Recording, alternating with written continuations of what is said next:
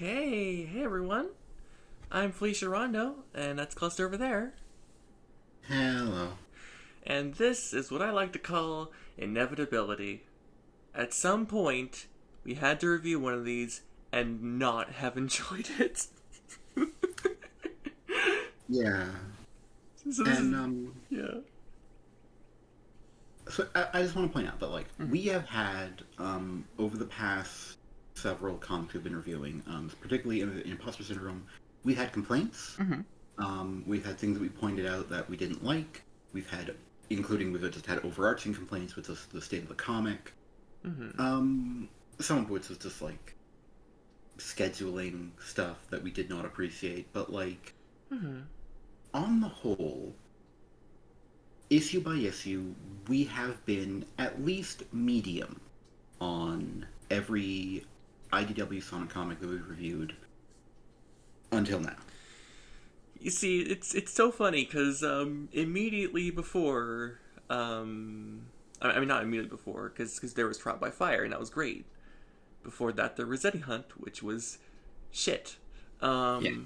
And there have been multiple comics in this IW Sonic series in its 50 issue run. Um, Plus miniseries and annual issues. yeah. Um, yeah, there have been many comics where we didn't end up enjoying it, and we've before this channel just posted our thoughts about it online, and had those seen by some people and etc. etc. Um, it got to the point where when we actually reviewed Imposter Syndrome the first time, and we ended up liking it, it made some weird people with no life very confused because they assumed we were just flatly anti-Ian. Freo in chat. Hi.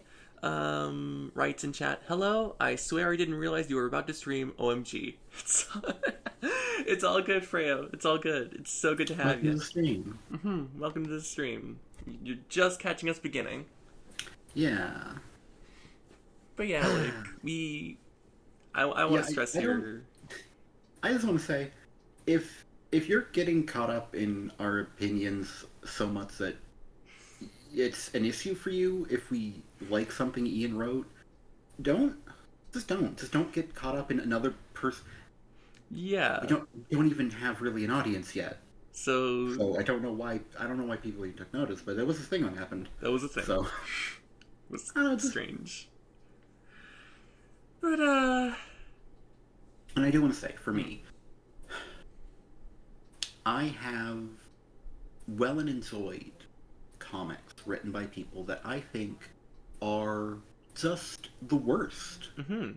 I've loved comics written by someone who doesn't think of me as a person, I'm pretty sure, because I'm trans. Yeah. Um, and, for the sake of not wanting to, embolden the profile of someone like that, we would not review a comic written by such a person on this, so.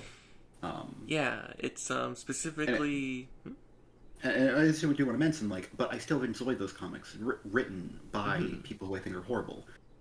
Ian, on the whole, is just a guy who I don't think is very thoughtful. Mm-hmm. He's I don't think he's a terrible person or anything, unlike a lot of people who work in the comics industry. Yeah. Um, so if I like a comic by him, it's not even a remotely big deal. Yeah. It's just kind of a pleasant surprise. Yeah, but as they say, all pleasant surprises come to an end. And here we are at the end of this game. um and yeah. I think we've had a fair bit of a preamble, and there's been some discussion online of this book, and we'll be, I think, addressing at least one thing that has come up from people. Yeah, something we couldn't help but hear about. And we But we did try to help it. We did try all with our might to help it, but it just yeah, regrettably, this comic was bad enough that personally, for me, I did not feel up to reviewing it. The day after, and in fact, we didn't even stream last Thursday. yeah. This comic came out last Wednesday. It is currently Monday, which is not even a regular stream day, but We're just getting it um, done. there was just no time during the weekend. Yeah. It didn't line up at any point during the weekend, and it's not like we were totally out of it and couldn't have reviewed it over the weekend or like on Friday, but just like scheduling conflicts. But Yeah. today was free, and we Mhm. wanted to get this over with. Yeah. So I guess let's just dig in. Um, so yeah, we are this comic written by Ian Flynn, art by Adam Bryce Thomas. We'll talk about the art in a minute. Mm-hmm. But the first piece of art we do want to talk about is probably the cover. Yeah, the cover by Karazuno Yui. Freya writes, best of wishes getting through it. Don't forget to treat yourself afterwards, made by reading a comic you enjoy. Thanks, Freya. We'll definitely, we're doing good. Yeah. We won't be too put out by the end of this. But, Yeah. yeah. This is a nice, lovely piece by Karazuno Yui that I think is a perfect fit for Imposter Syndrome Issue 1. I think so too. I think this would have made a lovely Sonic picked and not an issue 50 cover. If Imposter Syndrome Issue 1 had this come out as its main cover, I think that would have been very striking. I think it would have been done a much better job than the honestly really bad connecting covers they had that we kept complaining about. Yeah. But instead, it's here in issue 50. And it really feels like, hey, look at these new characters in Starline. Yeah. When we met these characters 8 months ago. Yeah. I say again, we met these characters 8 months ago. Yeah. The newness has kind of worn off by this point, and I don't know why we have such a cover that doesn't really have anything to do with the story inside. And there are like 10 or 9 or whatever covers, so we're not going to go over them all. We usually do talk about the various covers, but no.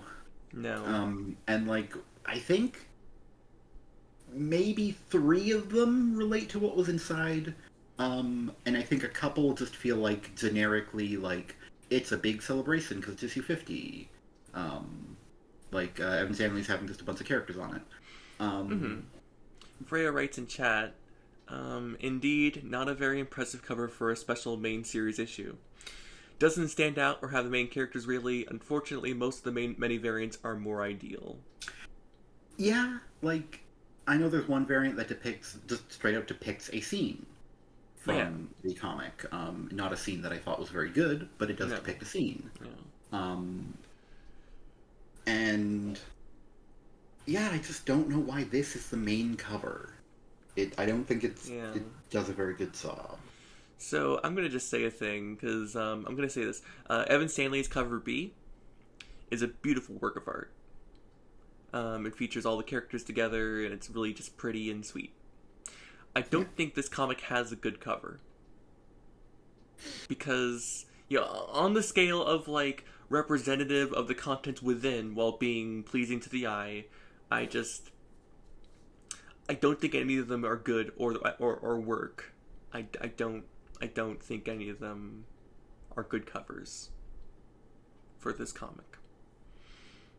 I think one issue that I have is that I don't like this comic. So I do think one of the covers, the one that depicts the confrontation between Sonic and Surge, I think that's pretty representative of one of the bad parts of this comic. Yeah. Which doesn't make me feel good. But also this comic didn't make me feel good. So I think it's a very good cover that might be for this issue. Adam Bryce Thomas's cover, I believe. We'll say that one's the one that should have been cover A. Honestly, there are so many that I just can't recall. But if we've gone over the cover enough, then we have the credits.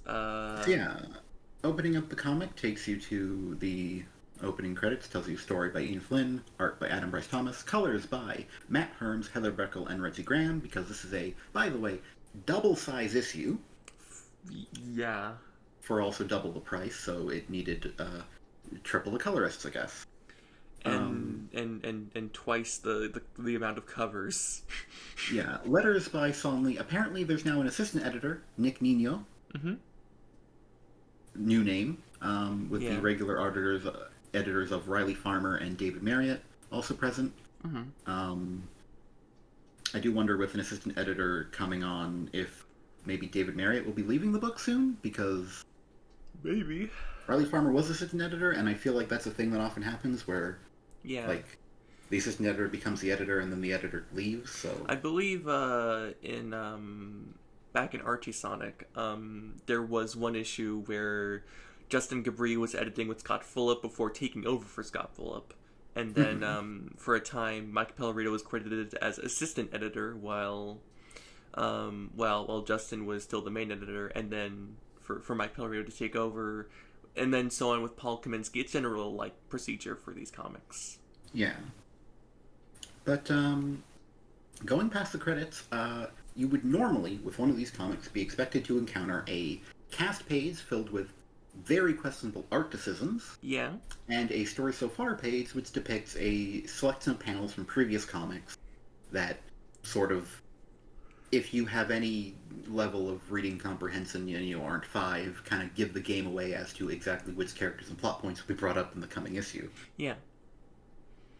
But I guess to make room for all the pages and to cut down on costs and printing costs, I assume, there's none of that. Oh yeah. The book is actually a little sparse in the front and the back, as the back doesn't depict any of the variant covers like usual, if I remember correctly. Yeah, there are just 42 whole pages of story. I say 42, but some of them are just. And now here's one page of just two mechs punching each other. Yeah. But here we are in Eggman's Nightmare City. Yeah. They keep Eggperial City. They named it, I think. I don't like that name. But yeah, so we open on an establishing shot of the city, and with Sonic, Tails, and Bell rushing towards it, Tails questioning the situation they are in because it is suspicious. I don't know why. I don't understand Tails' questioning though. Mm-hmm. Because he asks why Eggman would make a big deal out of summoning the Bad Dicks, but and Sonic's like, oh, he likes a big presentation. But then he further questions that doesn't Eggman usually have some kind of big declaration? Mm-hmm. Which is true, but also, like, yeah, there's a light show going on, but honestly, this doesn't feel like such a big deal. Yeah. It, in fact, feels very subtle. Yeah. At least for Eggman standards. A bunch of robots all converging on a singular point is weird and big, but, like, it doesn't feel like a big deal. Like, I get Tails' objection. Objection is correct, but also the way Tails is coming about his objection feels weird. We have another establishing shot of Eggperial City. Yeah, something that I noticed and that bugged me is that the big crystal spires here look a lot more naturalistic, where I believe in both issue 49 and in Imposter Syndrome issue 4, they were much more like just pyramidal. They reminded me of Christmas trees. Like just Charlie Brown big aluminum Christmas trees. Yeah, but here they, look more natural, which is weird given that this is an Eggman base. Yeah. Then looking more artificial made more sense. Mm-hmm. And I don't know why, if it was consistent between 49 and Imposter Syndrome 4, why it's now inconsistent. Mm. Yeah. We move on to a very zoomed out shot where, by the way, Sonic is running while holding the hands of Tails and Bell. It was where we left them off in 49. Yeah. And we have this very zoomed out shot that doesn't look very impressive. And it doesn't really help the dialogue, which I think really needed some solid expression work to sell the lines. Where Sonic says, "Not too late to sit this one out. No judgment." And you can just barely tell the arrow's pointing to Bell because it's so fucking. Honestly, reading it, it took me a moment to tell, is that Tails or Bell? Yeah. And ultimately I decided in Bell more because the dialogue made more sense for Bell, because he says, Yeah. thank you, but I need to see this through. Uh-huh. And I don't know why it's so zoomed out. It's a very odd art decision when it probably should have focused more on Bell's, especially Bell's, you know.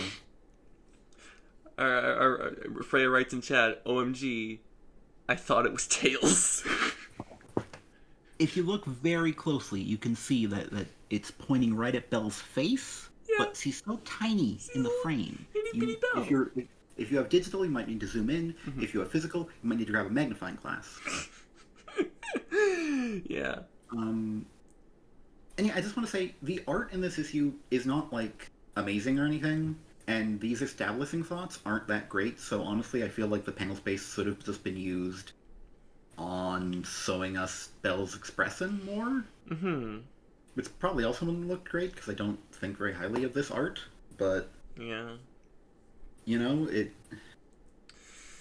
on paper would have been a better idea, I think. Yeah. We cut to the inside of the big old headquarters that Starline has commandeered. The Cubot is fanning him while Orbot has some interesting perspective happening, which For some reason, Orbot is lying on the ground, putting his fingers over this like touchscreen with his face right up to it. he looks like he's a little child just drawing on crayons. Drawing with crayons on his paper. And like, not to linger too much on the art, but why is he lying on the ground? I don't know. It doesn't look right. No, and meanwhile, Starline is, for no apparent reason, being very broody, I guess, to hammer home, this is a camp villain. In case we'd forgotten, I guess. Yeah, from every other fucking appearance this character has. But, Orbot alerts Starline that surveillance has identified Sonic, Tails, and Bell on approach, and he calls Starline new boss. As he would, and as I believe he did last time he was working for someone else. Yes. So that one was subterfuge. Starline is very self-satisfied as he's like, yes, like clockwork. Send word to Sergeant Kit to engage immediately. Finally, after all the plotting, planning, and frustrations, Starline bellows with his hands kind of over his face and like this kind of crazed look in his eye that doesn't really go away throughout the comic. I don't like it. Oh, that's what's going on with his eye. God, it's not drawn very well, is it? No. Also, I do want to point out that I think... Oh, no, that's his webs on his hand. It looks bad. Yeah. Sorry, this art isn't very good. No, it's not, but, Starline says, my dream is finally coming to fruition. My perfectly calibrated doppelgangers will destroy Sonic and Tails, he declares, to no one in particular. My overwhelming army of Bannocs will blitz all global resistance, and then I can welcome Dr. Ackerman to my side where he belongs. Yeah, which I guess does also bring us to the fact that we have to acknowledge that this is Starline's plan. Yeah.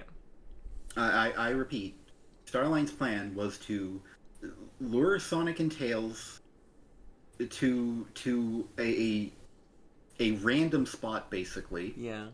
It's not like this particular place matters tactically in any way. By making every robot in the world converge, which you'd think would logically attract other attention, like maybe Shadow, Ruse, the Chaotix. Yeah. You know, the Restoration. You know... really, it's kind of weird that only Sonic, Tails, and Bell actually show up. And then, with his overwhelming army of badniks, they'll blitz all global resistance. And, I just can't help but notice in this recounting of the plan, um, there's no part where Surge and Kit are posing as heroes. Yeah, right. That was supposed to be part of the plan. And the thing is, I wouldn't make that a sticking point if we didn't have the whole mini-series titled Imposter Syndrome! We're not to criticize the writing, but that's what we're here for. Yeah. What was the plan? Why is this the plan? When this is not... This plan honestly doesn't really resemble... Oh, I'm going to be honest. At no point, and this was a sticking point I had during Imposter Syndrome as well, Yeah. at no point does the plan resemble itself. Yeah. Like... God, step one was to stop Eggman, which I guess he's done, or he's failed at. Mm-hmm.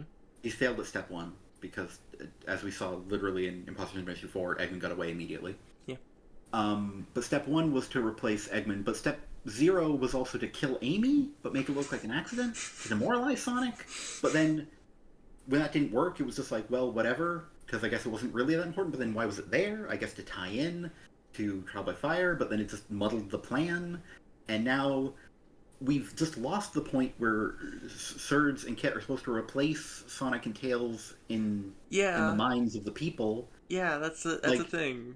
He was going to eliminate them and then install...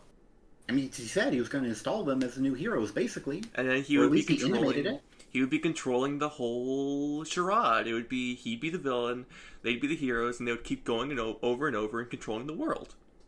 Yeah, and presumably he would, quietly just erode the planet's resistance and their ability to fight back, and then eventually he would just dispel with it all and have the heroes turn on the planet and then just take over. Yeah, rather than just doing Sonic forces. Yeah. Because step 1, eliminate Sonic. Step 2, use your robot army to take over the planet. That's Sonic Forces. Is the plot of Sonic Forces. Oh, man. Which, it kind of sounded like Starline's plan was not that. Yeah. And also, I'd just like to say, stop calling them doppelgangers and imposters when they're not even going to be taking the roles of Sonic and Tails. They don't look much like Sonic or Tails. Yeah. They don't have the same powers. No, I mean, Surge is also fast, but then Kit has basically nothing in common with Tails. Other than being small. I don't know why any of this happened. I'm so confused. But, getting back to the comic. Anyway, Starline has a self-inflated sense of victory, even though he, Eggman escaped immediately. And in point of fact, Eggman arrives immediately. Mm-hmm. In the Egg Emperor, right? Probably. It's the final boss. Well, not the final boss. It's the boss mech that he doesn't fight. And it's from Sonic Heroes. Mm-hmm. Which is relevant. Tricor. And we have probably maybe the best page in this whole comic. As he smashes through the window with his lance, and Starline jumps out of it with speed, flies up with flight, and then punches with strength while having some honestly pretty good banter to start off. One of the 4 simultaneous plot lines of this book. Yeah, if I may read Starline's side of it. Yeah. He just remarks very, very coolly, not even all that phased initially. Superlative entrance, sir. Immaculate. Nevertheless, I'd hoped it'd never come to this. To which Eggman replies, because you knew I'd destroy you. Only for Starline to counter, no, sir. I didn't want to embarrass you. And it's, And he does the big punts. Yeah, and it's good. This is a good page. Yeah, and honestly, this, when I saw this in the previews, it really felt like they were going to be fighting as equals here. Mm-hmm. This felt like a good start. Yeah, I thought so too. We'll get to how it ends When it ends. eventually, Yeah. because we cut away to. So, Honestly, I want to point out that the art here it shows the tower that Starline was in, yeah. and there's a bunch of blaring lights, Yeah.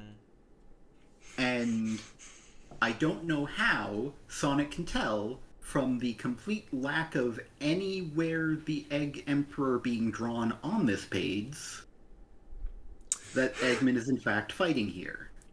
I mean, this was established in the Free Comic Book Day issue. Sonic can see art that isn't there. Oh, look at that amazing view! It's two trees or something.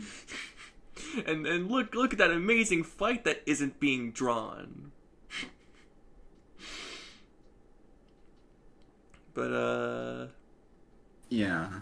then Eggman's like, Sonic's like, Eggman's attacking his own city, and Tails corrects him. It's like, I think he's fighting someone. And then Belle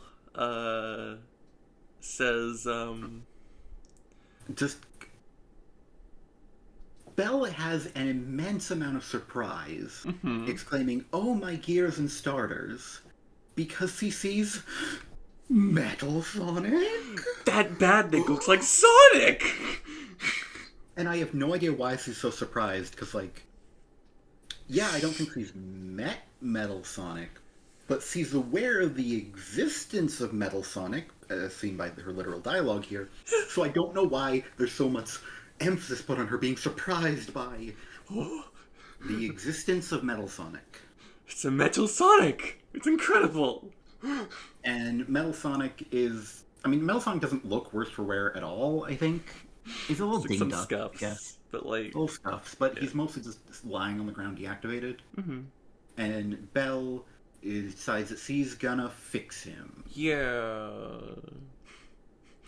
And it just feels like they really leapt to using the "Oh my gears and starters" line, and I'm gonna be honest. Okay, I get it.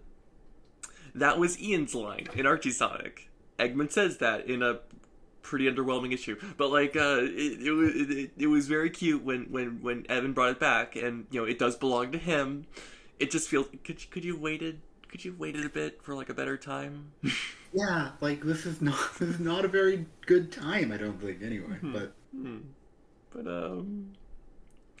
then we have this confusing two panels where Sonic's like, okay, you go ahead and repair him, but just be careful, he's dangerous. which Tails takes a lot of objection to because Sonic had Tails repair Metal. And they have this conversation about it and for some reason. I do not know how to interpret it. I'm gonna be honest. Are they? Is Tails arguing against repairing Metal? Are they? What's going on? Tails, for some reason, is feeling offended that Sonic had him do a dangerous thing. And, like, I think it's meant to be friendly banter, but I don't know why it's here. And it's certainly not drawn in a way that evokes friendly banter. I don't know what it evokes. Tails looks mostly concerned, and Sonic looks like he doesn't give a shit. Which runs throughout the issue, but yeah. Like, I don't get it. Tails looks earnestly like he's concerned about something. Mm-hmm. Something. But what could it be? I don't know what. Then Surge tackle hugs Sonic off screen. Oh, that's what happens, right? And then Tails is abducted by water tendrils. And then Belle sees some badniks, and she's like, "Oh, sawdust."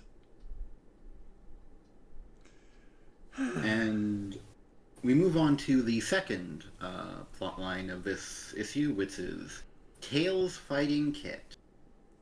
Yep, it's the showdown we've been leading up to. It's the showdown we've been told to wait for. Mm-hmm. Tails is immediately trying to talk his way out of it because he does not want to be murdered. Yeah. and Kit is being very edgy, talking about how much liquid it takes and how much time to drown. Because and Yeah. there's the big dramatic, I guess, Whoa. uh, Drown whatever. boy. You're We going to cut drown like to my Nintendo 64 we cartridge. cut then to the third plot line, Yeah. which is picking back up with where Sonic went after he got tackled. Um, where Surge has grabbed Sonic by the neck Mm-hmm. and is running, Yeah. and then I guess just kind of vaguely deposits him at very high speed, so it is a very uncomfortable looking screech clang into a Yeah. railing, and I guess a junk building, a trash building. Yeah. Yeah. And then we have Sonic coughing and asking, "Have we met?" I'll start. I'm Sonic the Hedgehog, and then Surge says, "Oh, I know who you are. It's all I know, really." And that's the problem. And I have to give props here, credit where it's due. I know a lot of people for whom it's a problem that all they know is Sonic.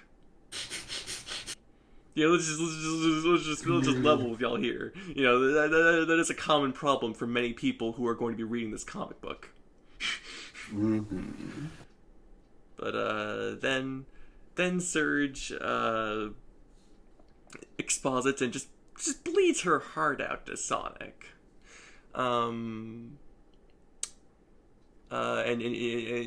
she reveals that she holds Sonic responsible for the abuse that she has suffered because Sonic didn't kill Eggman and Starline. She can't say that because it's a children's comic, but she says, if you had just taken them out. if you get what I'm saying, I wouldn't have been made. Or and oh man, I'm already thinking of that thing I'm gonna mention after. We'll get to it. Yeah, but like we'll tell it in its entirety, and then we'll get to it. So she says, or if that goes against your precious moral code, if that's even your real name. Freya writes in chat, taking them out to a movie? Honestly, I think that would have helped out. If Sonic just invited Starline Eggman out to the movies, maybe things would have gone differently. If you just taken them to see Love Actually, I think they would have been able to make it work. I think they would have been able to just really come together, And obviously, I don't have to say this. I don't know why I'm saying this even, but I'm going to point out for my gratification that Starline's favorite part is going to be the one where the Prime Minister hooks up with his secretary. True to life, relatable, true to life. Yeah.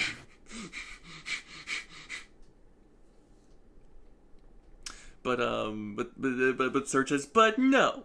You keep on fighting. You keep on giving jerks the freedom to repeat their awful mistakes. It just keeps on going and going and going. And the whole world loves you for it. So I'm ending it. I'm ending it. All of it. You, the dorks. The world, it's what you all deserve. That was eating a carrot as Ella Bugs Bunny. Yeah, not anything else that might have sounded like and did sound like. Shut up! Sorry. You can't just make wet mouth noises. Not at you. Anyway, So then we have wait, no, I wasn't done to move on. I just want to stop here and point out that this is kind of a manufactured issue. Mm-hmm. And by manufactured, I mean this is comic criticism in comic book spaces that is levied against Batman. Yeah. This is the Batman no killing critique. This Surge is Jason Todd right now. Yeah. Calling out God, Batman for not killing the Joker. Jason is here to tell Batman why he was wrong, that he didn't kill the Joker, and he didn't even kill Harley?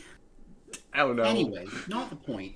Yeah, yeah. The point is, um, does Ian Flynn know that that's not Sonic's deal? It's time we mention in this review. There's actually not a no killing rule in any of the video games, really. Yeah, like the thing is, Sonic doesn't generally go around killing people, Mm-hmm. but that's more because he's the protagonist of Mm. a video game series that is usually rated E for everyone. Yeah. And it's generally not because his parents were murdered when he was 10, seeing the mark of Zorro in an alleyway, and the Yeah. pearls, and the gun, and he swore to never use guns or kill. I mean, he also doesn't use guns, You swore never to go to a but that's, theater. again, E-rated protagonist. Mm-hmm. Mm-hmm. It's more his general public image as Sega's mascot that keeps him from killing, not an individual moral code. And in also, yeah. fact, Sonic has killed before, Yeah. when it's been warranted. Honestly, Sonic is closer to Goku, who also gets the Batman critique, Mm-hmm. even though Goku has shown a willingness to kill and has killed before and will kill again. Just not all the time. The thing is, it's a difference between doing what needs to be done and being a brazen murderer. Yeah. And Sonic's not a brazen murderer. Yeah, and I do want to point out that, like, while Eggman has been dark more times and has had dark moments, but from his beginning, he's always been a fairly happy-go-lucky villain.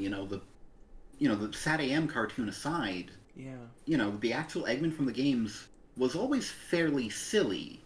He would imprison animals in scenes, and that's a horrible thing, but then you save those animals and everything's fine. Mm-hmm. In fact, they're comically safe because when you blow up the machines, they pop out in protective little force fields in some games and float to safety. Yeah. And, It even happens in a cutscene in Sonic Adventure. So, like, it's the most canon thing that the animals are incredibly safe no matter how you choose to remove them from the robots. ultimately, and with this comic series, like, there's not a lot of murdering happening because it's a children's comic book more than anything else. Yeah, I think the only confirmed lives taken in the comic were the Diamond Cutters. Yeah. Because otherwise, Eggman did vague villainy Yeah. in the past, Mm-hmm. and Eggman's only done one villainous plot in this entire series so far. Ryan writes in chat, "Hey y'all, yeah, it's fun. The animals are okay after." They are okay after, because again, E-rated video game series, but like, Eggman's only actually done one villainous plot at all. Yeah. It's been a big one. It's also the only one he's ever done. Yeah. And that was the metal virus. Hmm. The metal virus, which could have killed the entire planet, not on purpose. There was just a flaw in it where they would break down after a bit. And But instead, yeah. it was cured. Oh, no harm, no everyone foul. was It was fine. done. Yeah. Like, there have been zero casualties. Like, and I do want to also point out, Surds hasn't killed anyone. Yeah. And probably won't kill anyone. Yeah. It just this scene just feels less like it's tying into the characters and more just like raging against the age rating. Yeah.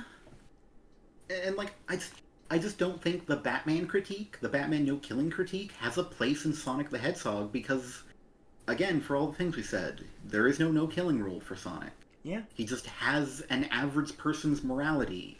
Yeah. People generally don't want to fucking kill people. Yeah, in fact, usually, the alternative to killing, which I don't agree with, I'm anti-prison, but like, is often just imprisonment. Which is not something Sonic has been shown to be opposed to in the comic, even though in general Sonic is pro-freedom. Yeah. But like, they've put villains into prison in this very comic. They've tried to do something about them. Yeah. And, like, you can't just go around killing people. Especially when those people aren't killing anyone. I want to mention that there has been some mixed messaging with with prisons in this comic. I think Yeah. because in Tangle Whisper there was pretty famously, as far as I'm concerned, the last issue where Tangle pleads to Whisper not to kill Mimic and instead to send him off to the Slammer, where he can know for the rest of his life that he failed, and that's awesome because pain is good. But like, yeah, so Yeah. prison send him off, and then there's like this throwaway line in the aftermath of the metal virus where Tails and Tangle are chuckling to themselves about Rough and Tumble being arrested. Yeah, and, like, it's implied that... I think it was implied that after their first appearance they were sent to a jail of some kind, and then Starline broke them out, but it all happened off screen, so it's a bit vague. Yeah, and then bad guys happened, and we had Everhold Prison, Mm-hmm. and that had its own just baggage that I've posted about online before. Yeah. And but then issue 40 happens. It's the end of Test Run, and Sonic, Tails, Amy, Tangle, and Belle just have Orbot and Cubot, and it's just like, I mean, what do we do with them? We don't really take prisoners. And then I was Yeah, reading that, I was like, Amy's exact line is, the Resistance isn't about to start taking prisoners. And I do want to point out that we've talked about many different issues just now, mm-hmm, all of which but this one were written by Ian Flynn. mm-hmm. Evan Stanley wrote Test Run. Yeah, And Evan has posted online that it is her preference in comic storytelling to let the villains get away to fight another day like usual, because, I mean, here's the thing, if you send them to jail, then you just have to either depict them getting out of jail or have a throwaway line about how they got out of jail, and it honestly doesn't matter, because if you want to bring a villain back in a comic, you're gonna do it, no matter what. and also, Death has not stopped that, yeah, just historically. having the people of Sonic's world running prisons just isn't good. It's not good. It is not a good look. It just kind of takes away the innocence of them, and also just normalizes prisons. And after that issue happened, and after Evan became head writer, I mean, she was also head writer during Bad Guys, but Bad Guys had its own stuff happening that was not what Evan wanted for the book. With just how Starline's Hypno Glove was depicted, it was just a little thing, but like...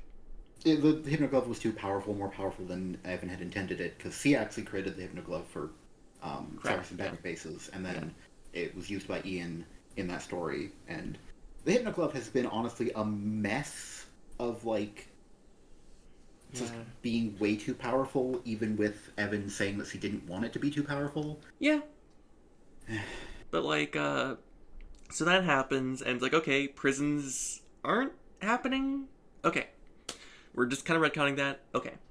Then Zetiahun happens, and I'm going to do my very best not to dwell too much on it, because I really I'm just gonna...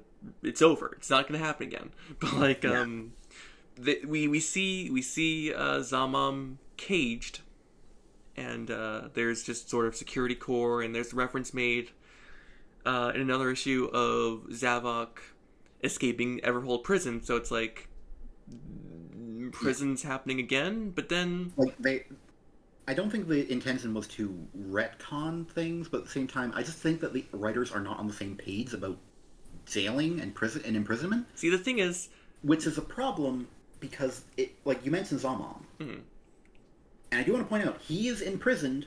He's taken prisoner by the Restoration very shortly after Amy Rose, the former leader of the Restoration, says that they're not about to start taking prisoners, indicating that there is some policy for the Restoration in particular where they don't do that. And because we can look away from the Tails and Tangle sending people and being glib about people going to prison because they're not actually part of the Restoration. Yeah.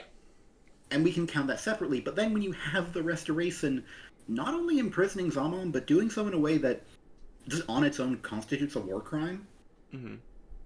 it starts to raise some eyebrows. Yeah. What I was getting to was like, Yeah. this whole confrontation does not at any point bring up prison or jails or arresting or anything like that. It's No. It seems like the way I was interpreting it was like, okay, so no prisons, so we just have to deal with people doing bad things. And so like so then it's like, all right then, Surge is angry that Sonic hasn't killed them both. Mhm. And it just, man, we are 47 minutes in, and only on page 8. Okay. Yeah, so Surge was saying that the world deserves to die Yeah, and then because yeah, cyclical violence has occurred. yes. Sonic stares blankly, and then condescends to her. By like, oh, I guess you didn't. I guess maybe I spoke too fast. Let's try again. Hi, I'm Sonic the Hedgehog, and you are, and that ticks Surge off more. And then she introduced herself, saying, As Surge the Tenrec. and says, and your speed of sound can't compete with my speed of light. And Which is terrible. it's a terrible line. God, that's a terrible line. It sounds... I don't understand how you could say it without stumbling through it. It feels like that should just make her stop her flying kick, mid-kick, and just go, oh, That wasn't good. God, that sounded way better in my head. Can I take that again? I just... Sorry, let me No, get back fuck. to position. And, Fuck. no, the moment's lost. Doesn't even fight him afterwards. He's just like, fuck, that wasn't good. Yeah, so that's how it should have ended. But instead, Sonic grins, and there is a large panel of... It's a kind of panel that we've seen a lot, which probably takes a lot of time to make, and I never appreciate it because it's a jumble of very fast things going very fast, and my eyes just glaze over because I don't care. Mm-hmm. I don't give a flying fuck. It all I leads just to... look at the bottom right where Yeah. Sonic punches Surge. just punches her. Which And- is just kind of also separated from the rest, Yeah. but not by a panel. And you can Again, see like some tears forming in Surge's eye. Or right, Yeah, a and tear. she rushes forward with her own fist, and we cut back to that first plot line, Starline versus Eggman. Yeah. Because, oh yeah, by the way, that was just the end. It was just they start to fight a bit, and then we cut away. Yeah.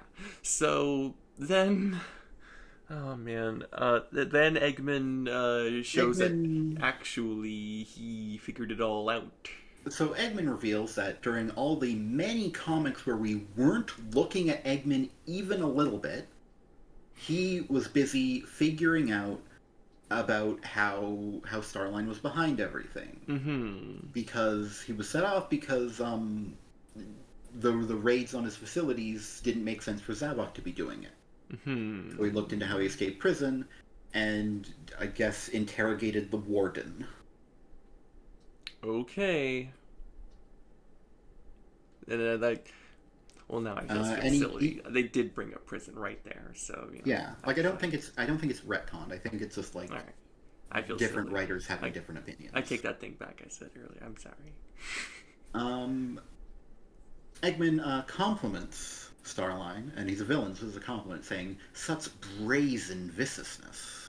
Mm-hmm, mm-hmm. But then demands to know why is he hiding now, calling him a miserable little scumbag. Mm-hmm. It's not a compliment, Not a compliment. for the record. Mm-hmm. For those not familiar with villain compliments, that one's not on one. I mean, I don't know how Starlight took it, but like it wasn't meant to be a compliment. Yes. But We cut to yes. Starline hiding behind a building of some kind. Yeah, in a couple of the better drawings of Starline because you're not seeing his crazy eyes the whole time. Um, but he you don't see his eyes as he's very just protecting himself and his state. He's being very guarded as he's like, don't panic, think. You're so close. This can be salvaged. And then then he makes the he intuits that there is a place where all the mechs are, and he's gonna go in there. Ergo. Yeah. We see Eggman's cockpit, which seems to be made out of holograms for some reason. Yeah. I guess to just like have a visual display that indicates he is inside of it. Yeah. Minimalist and all. But then out of the ground punches, I think, the mecha from Sonic Lost World when you fight. I never played that game, but I'm generally familiar with the final bosses of Sonic. Mm-hmm. And I think it's that one. I think that one had the big shoulders, but I'm not sure. Yeah. It just looks like the Sonic 2 one, but with big shoulders. Yeah. But yeah, Starline compliments Eggman's vintage armory. And then they have a big punchy, striky thing with the Eggman subbing the lance and Starline kind of missing a big punch a bit. Mm-hmm. And like Eggman gets like, I guess it's meant to be a glancing blow, but it kind of just looks like he rammed his lance entirely through the cockpit. I'm not sure. Yeah. But it doesn't seem to have been harmed on the next page, so I guess it was meant to be a glancing blow. It's a very big, boisterous effect. And they get into a little test of strength with Starline's mech grabbing the shield and the lance. And Starline tries to just talk to Eggman, saying, "Doctor, please, for once in your life, just stop and listen. My plan will work, and then the world will be ours." And To which Eggman, firing a salvo of missiles, replies that he does not fare. And says, if you really understood me, you'd know I won't settle for less. It's all or nothing. And you are nothing before me. so I'm And one then of the we two cut away. choices? And then we cut away again as he smashes with the lance a bit. Uh-huh. I don't know, this fight doesn't seem to have been designed with how a lance works in combat very well, but Yeah. that's neither here nor there. We cut to... I'm calling it our fourth plotline, which technically started earlier, but this is the first clean cut to it, where Belle is not involved with Sonic and Tails. Yeah. So we see that Belle, off-screen, I guess, evaded the badniks that we left her with. So, not sure what happened there, but she's almost done fixing Metal Sonic. And But she's having some second thoughts, given that the signal might, make Metal Sonic become under Starline's control, which would be bad. yeah. But she comes up with a plan where she says, I'll act as a router and use the Zeddy Zapper to block the control signal to you. I don't know what that means. I don't think that works. Like, it works, but I don't think that works. Like, the Zeddy Zapper is a piece of hardware, and she's setting up a software connection to Metal Sonic. I'm pretty sure what you'd want to do is just turn his Wi-Fi off, which I assume you could do. It's just, in fact, it's literally what Eggman did to use the Egg Emperor, assuming that's what it was called. But this will come up later as to why it happened, and we'll talk about that. But I don't think this like works logistically. Just going by what I know about computers, I don't think you can plug your code into something else's code to give the benefits of a piece of hardware that you have attached to you. So I just wanted to point that out. in the next page. But Metal Sonic wakes up and Bell thinks that he's about to kill her, Mhm. but instead he just destroys a Motobug. And Bell notices that now that they're connected, she can access his files. Mhm. And Metal Sonic recognizes Bell as Egg Tech. Egg Tech. And even though he's apparently blocked from the signal that is controlling the robots, his connection to the EggNet lets him know where Dr. Eggman is somehow, even though Dr. Eggman turned the Wi-Fi off on his robot. Yeah. So, going past all of those massive problems with the plot, and hang on just a moment. Yeah, just cuz after that she's going to go I'm back. see Eggman. Hi. Yeah. Yeah, and Metal Sonic, like, I think he's beckoning to her in one of the panels, and they get into... Mhm. I think that's an elevator from Sonic Adventure? Yeah, I remember it. Yeah. The one with the weird Little legs. spider legs, yeah. Yeah, the weird leg elevator. Mhm. Anyway, we cut back to the second plotline?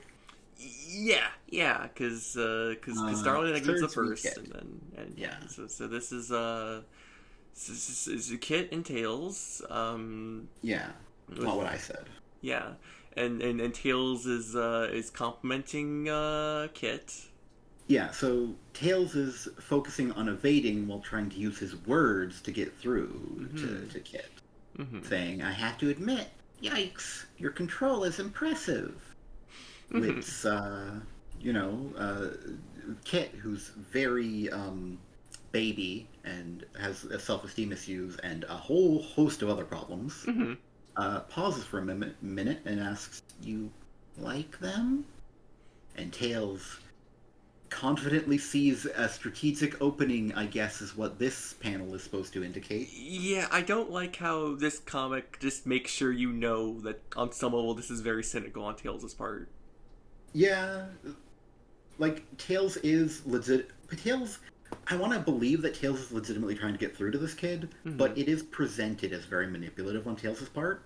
Yeah, which I don't think is good to show a hero doing to an abused child.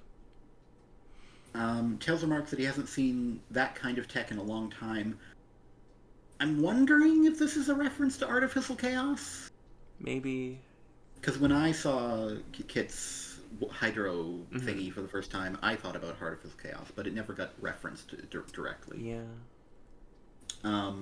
But he says that Kit's gear looks much cooler. But Kit grimaces and closes his eyes and says that it isn't his. And but then Tails persists, saying even if you didn't make it, you're still operating it, and that takes a lot of skill and finesse. And Kit has a natural question of, why are you being nice to me? I'm trying to destroy you. Can't say kill. Yep.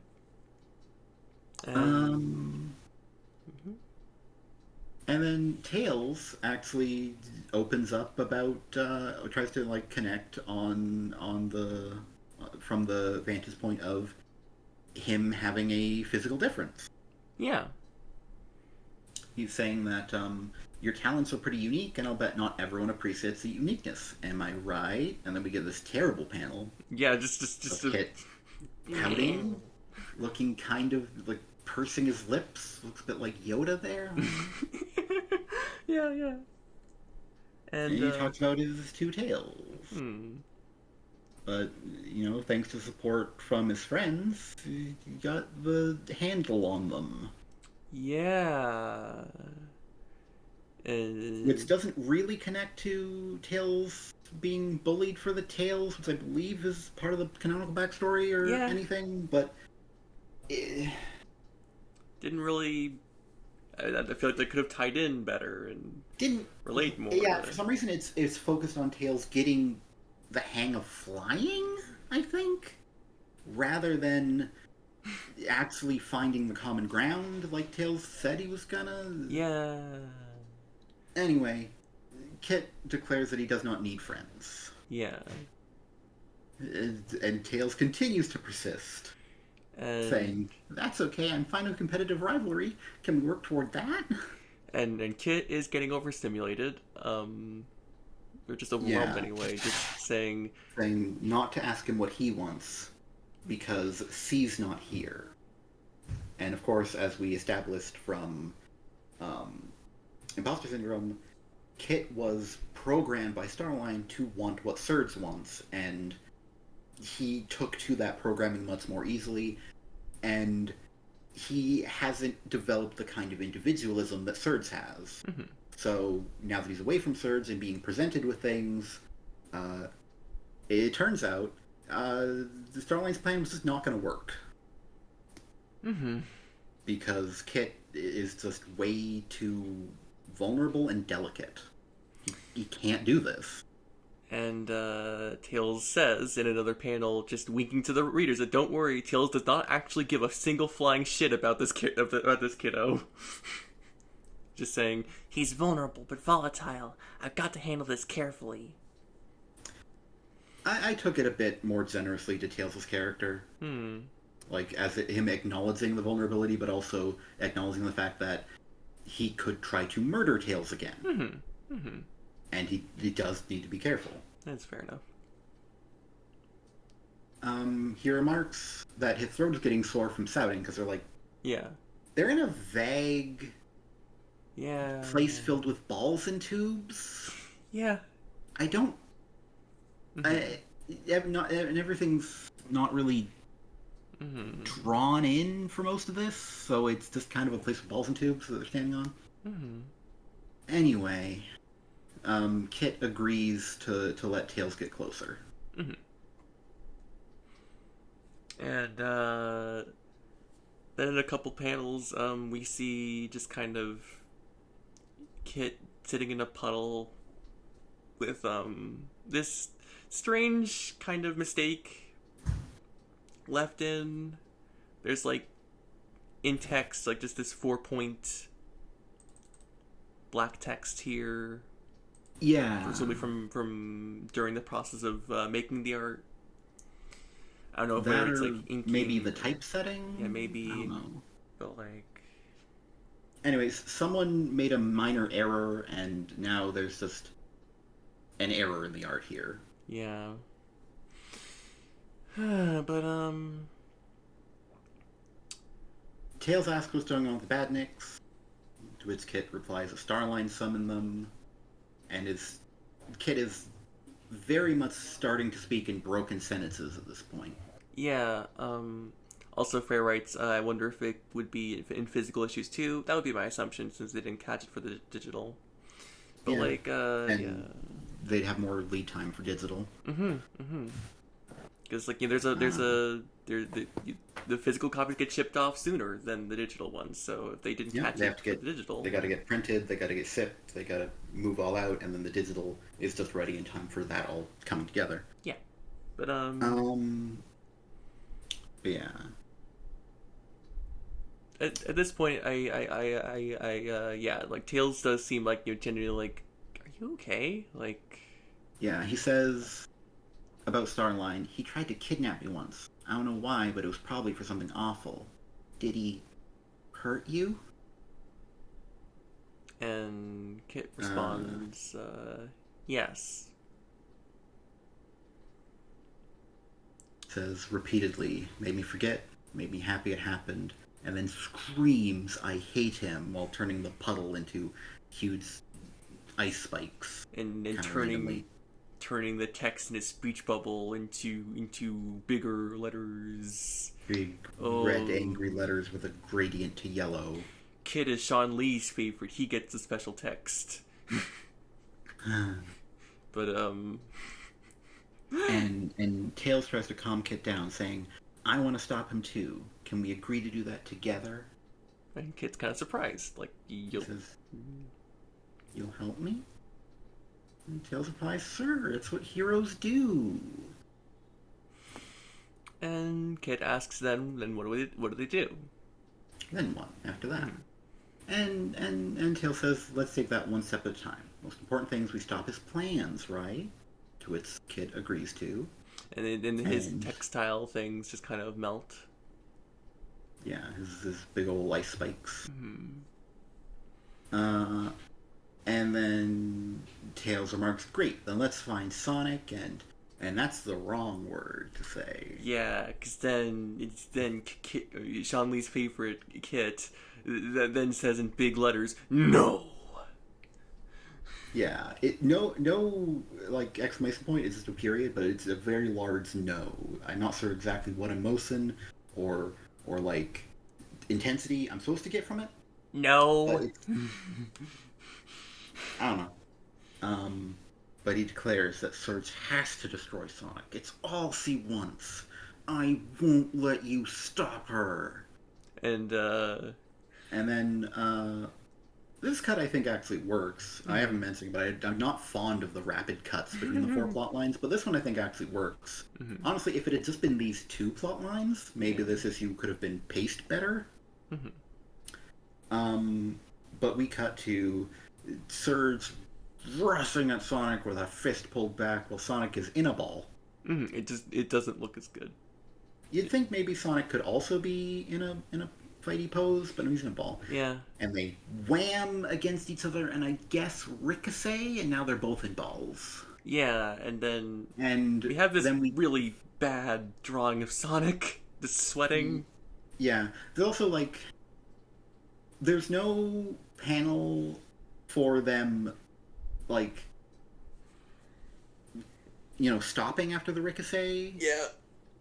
which would I think help with the action flow. Instead, we just cut to them both having stopped from the ricochet and panting and sweating. Mm-hmm. And it's at this point Sonic very Freya writes in chat, Muppet Mouth Sonic. yeah, look at him. Oh, hi, Serge, it's me, Sonic the Hedgehog here.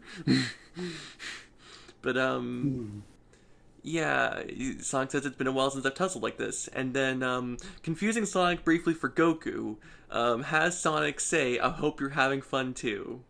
I don't think that's fair. You don't think it's fair? Sonic has at various times had fun during fights, especially like if Sato's involved. That's true. Like he's been shown to really enjoy competitions with his rivals, and I mean everything about Surge is just painted with Sonic rival. It just feels a little like apart from that. It just feels a little like just insensitive to say that when Serge has said like just how real this is for her and like and how traumatized she is and, Yeah. and within this page Sonic does We'll get to that. So let's get to that first before we talk about that. Serge says, fun? You're not supposed to be having fun. This is a duel to the death.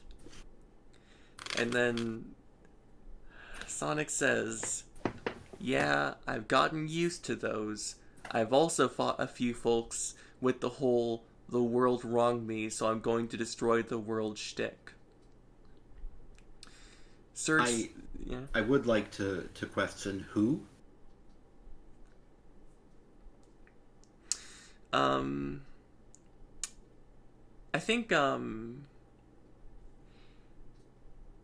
I've got Sato the Hedgehog Yeah. and no one. Infinite if you squint. If you really just kind of Infinite's kind of more one guy wronged me. Now I'm gonna sell my soul to Eggman. guess He so. doesn't like Infinite doesn't really have an ambition. He's just working for Eggman. So it's just I kind can of only think of Sato when he was brainwashed yeah. by Gerald, and it's like that's about it.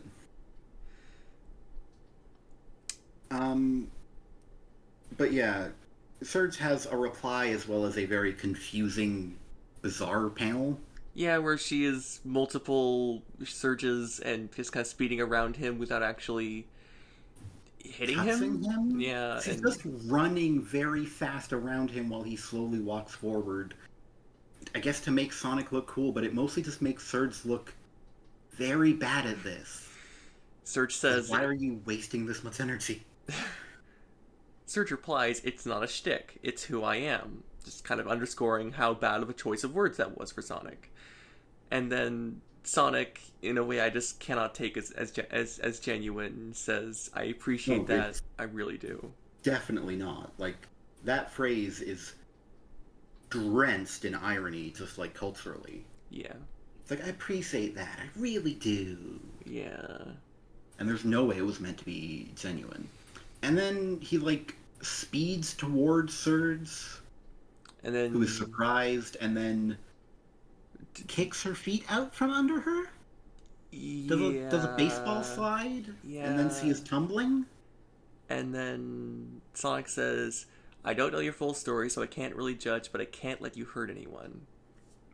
And Surge is like, "So end it, Batman! Kill me! Or I'll kill Commissioner Gordon!" Yes, he just says so end it for some reason. She wants to kill him. But Sonic says, "Nope, I'd rather give you a chance to rebound." Surge says, "You can't be this naive," and Sonic says, "I like to keep it simple." And then he just moralizes and talks at Surge. While smirking. "I live for the And moment."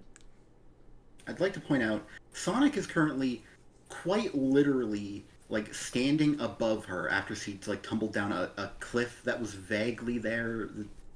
The scene setting is terrible here. He is literally God, looking the down fight on scenes so her bad. Yeah.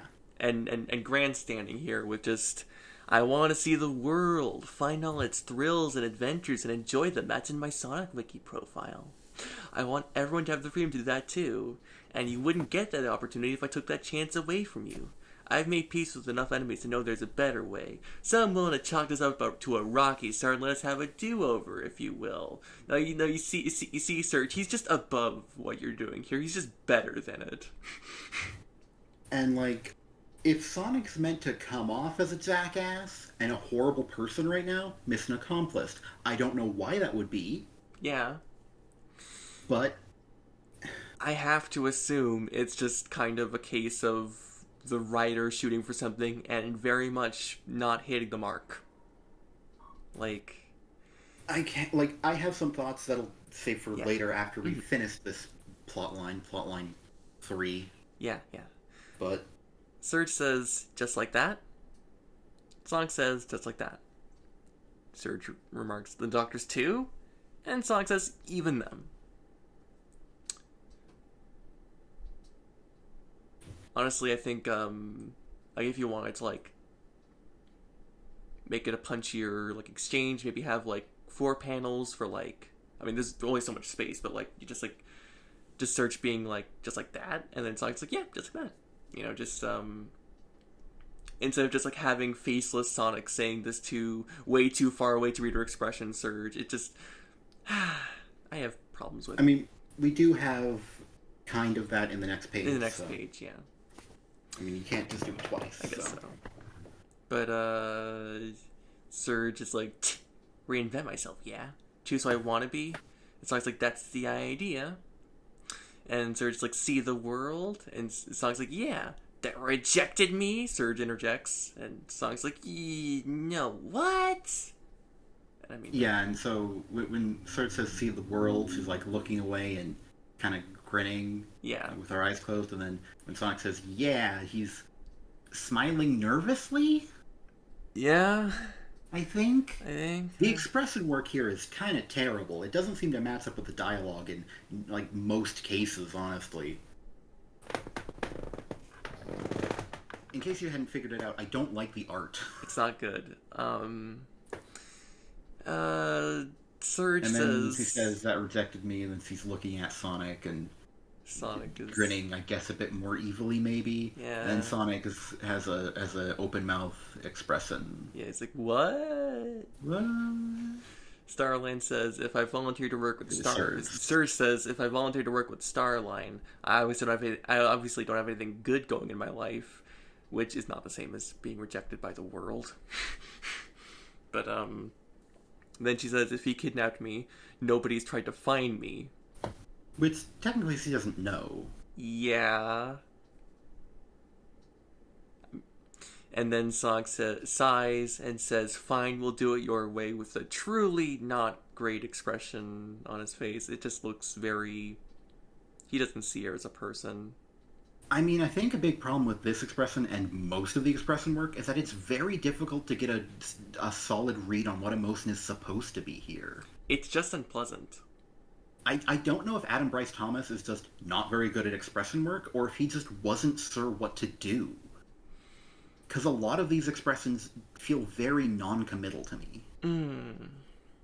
It's like this could mean a lot of things based on what you could put a lot of dialogue here, and it could mean many different things. Yeah. Which is not good because the expression work is supposed to enhance the dialogue, not just kind of go with whatever you put there. Surge says, "Yeah, give me that freedom to do as I please. No regrets," but like trying to like, oh, that would be bad because then I would do bad things. And Sonic's like... Sonic replies as if it was a question. Nope, none, no regrets. And then he kicks Surge and... Yeah, so Surge had like a flying kick, which Sonic just backflipped. And then I guess I think we're supposed to be seeing Sonic trying seriously on the fight, but there was so little fight and the fight was done so badly that it's not presented very well. But like we have Surge seemingly, I guess, reacting in surprise to his speed, and then he does a kick, which I think might have been on her head or maybe something else. Yeah. Anyways, he flies away. And Sonic says, "Because I won't let you take that from anyone else either. You can choose to be a problem, which means you choose to get a whooping from me." And then Surge says, "I was built to end you. Your morals, your friends, your world. I'm burning it all down and dancing on the ashes." And then we cut away. Back to plotline 1. Oh, God.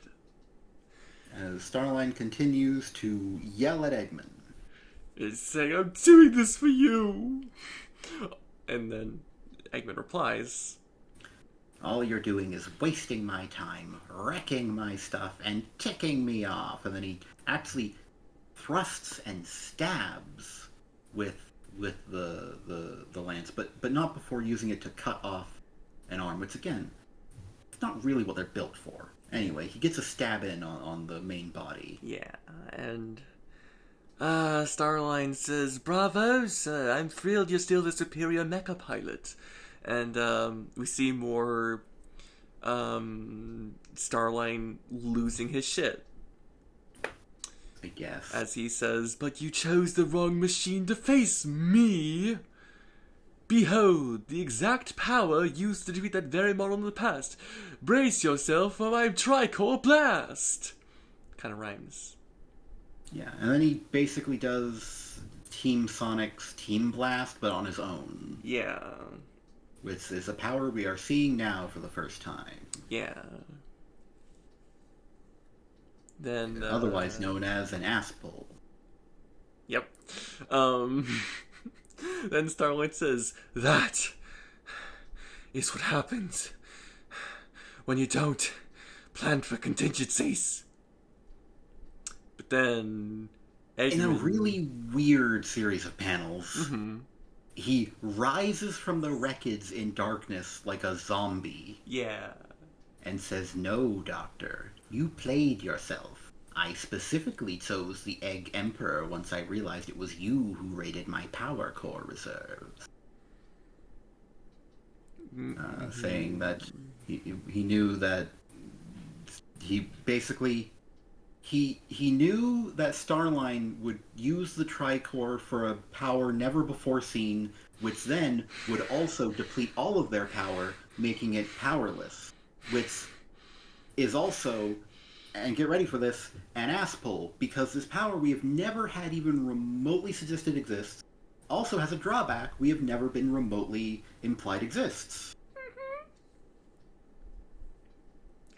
So it says, "Oh no!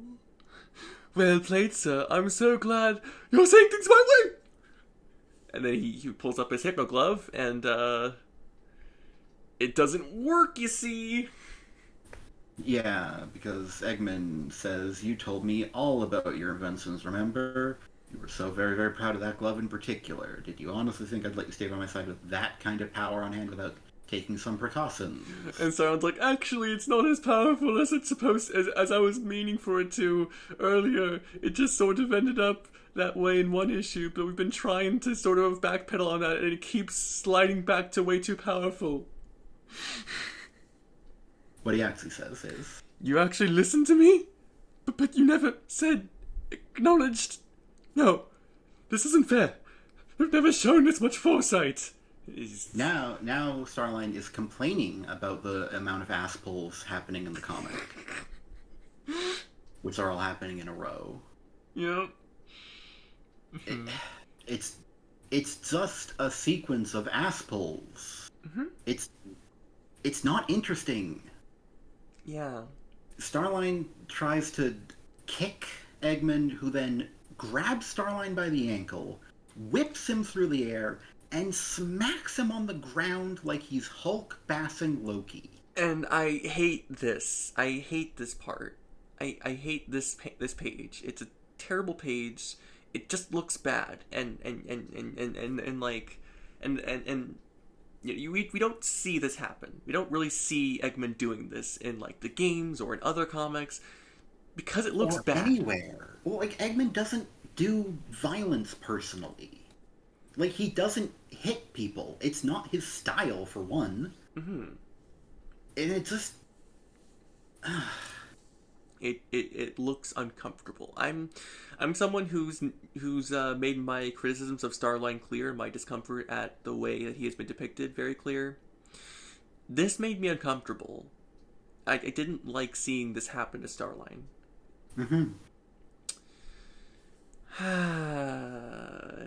And then Eggman just throws away his hypno glove and just... Yeah, also, like...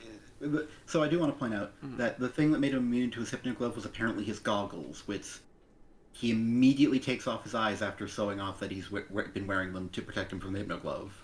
Yeah, so then... Which would make him vulnerable again. But Starline just tries to kick him. Yeah. Even though he literally just removed the vulnerability. Even though it could have just been in his glasses. Honestly. He never takes those off, but anyway. No. Belle arrives, calling him father, and brings up the letter from issue 49. A really good scene from last issue. And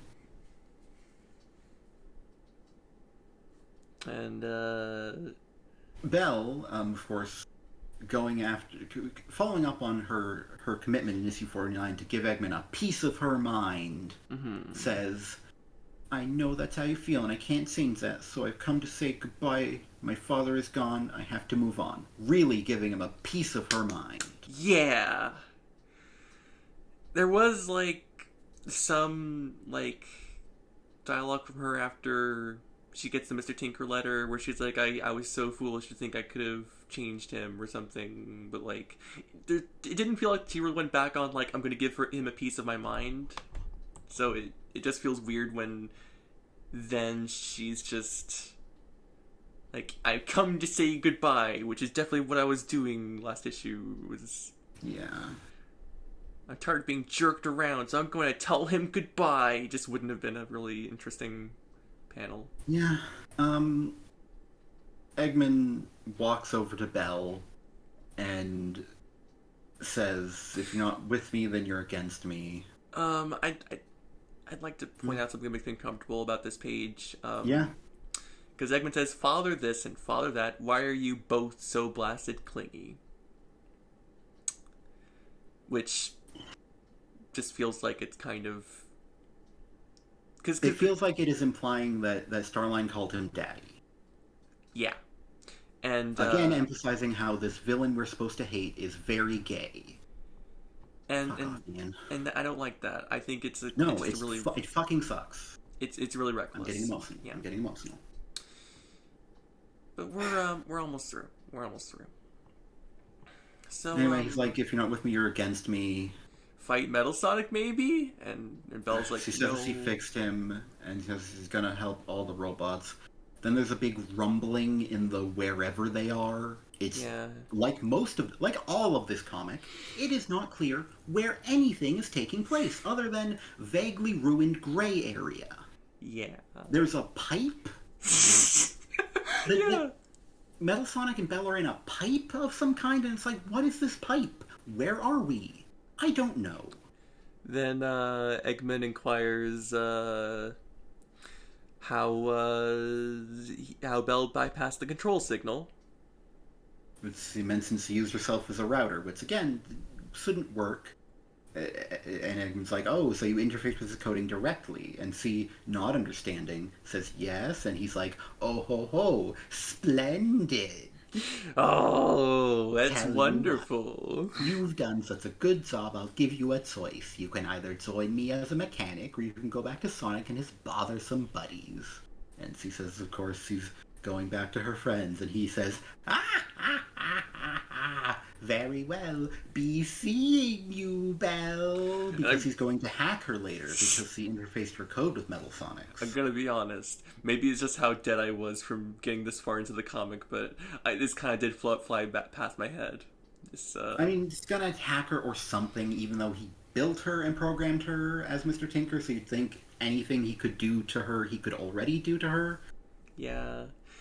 I don't know what interfacing with Metal's code directly means.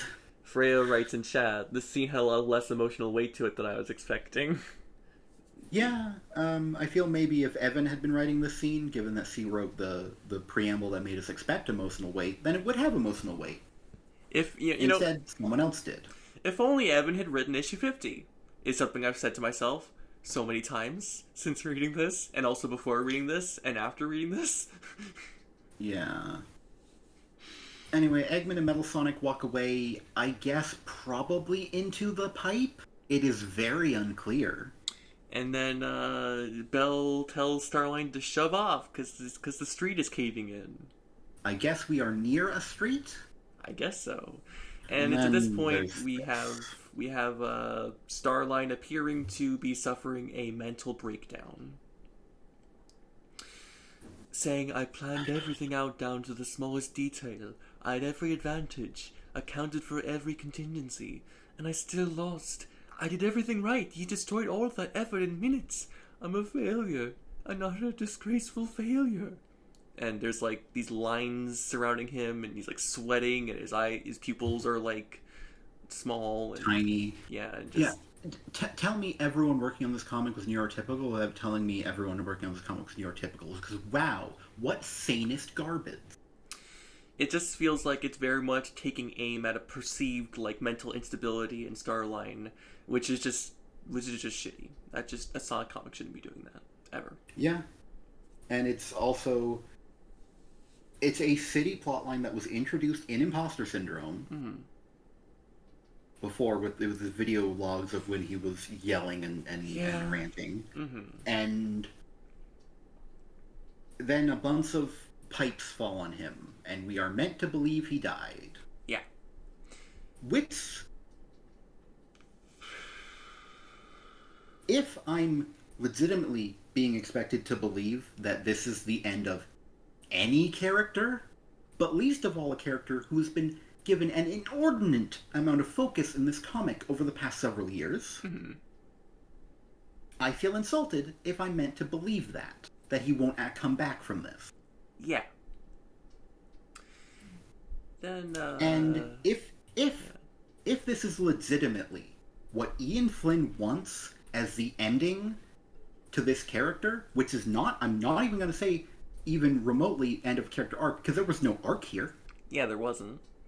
There was nothing. Just the end Starline of a character. Didn't grow. Starline didn't change. Starline didn't receive any kind of revelation. Nothing happened with Starline. He was stagnant throughout almost everything. The one time he started to get any amount of development was in Imposter Syndrome.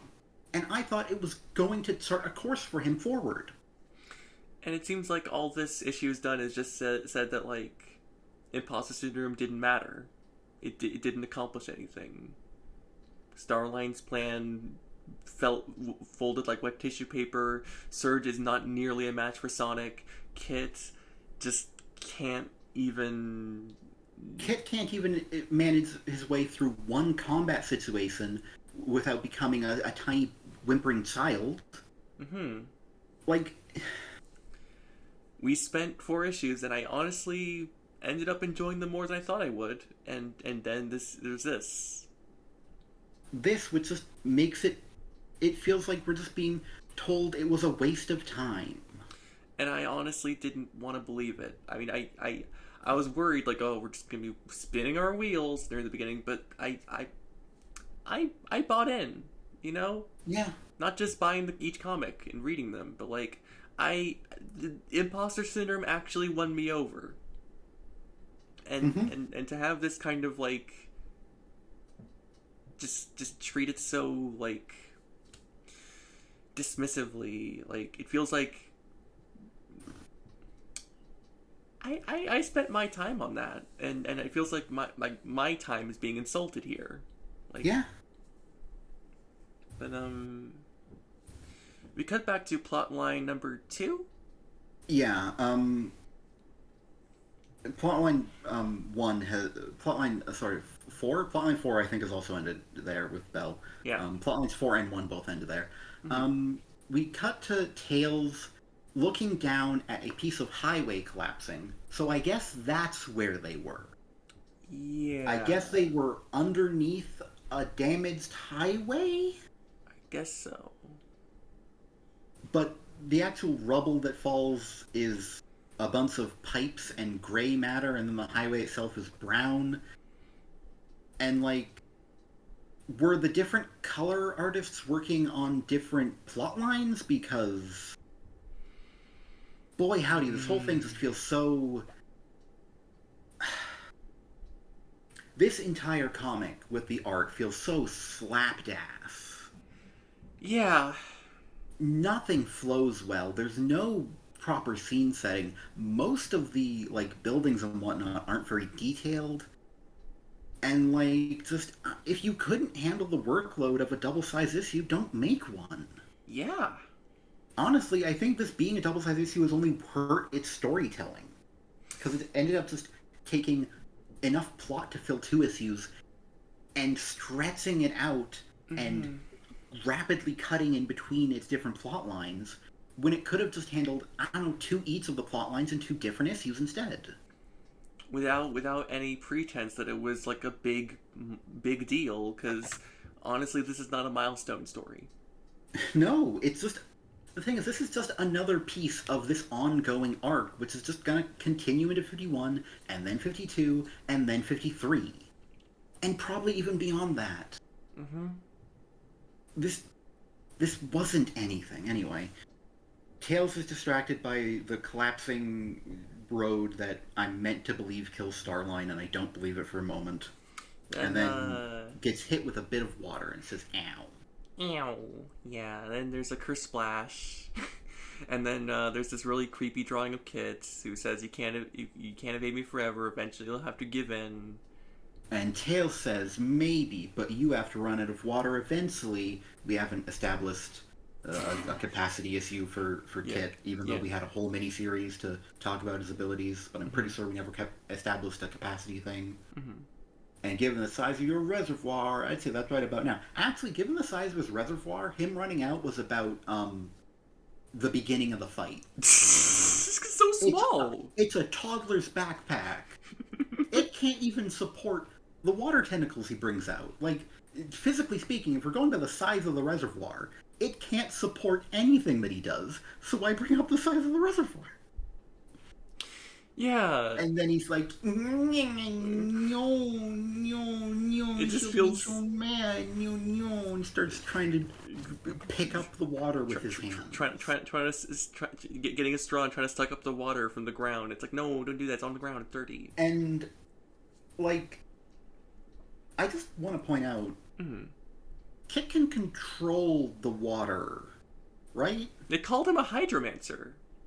Like, I assumed that, like, while he might have some water loss, that for the most part his water just comes back. Like, he just has the tentacles and he straddles them around, but he doesn't actually expend a lot of Right. water. That's what I was thinking. So you'd think he could fight for hours? Yeah.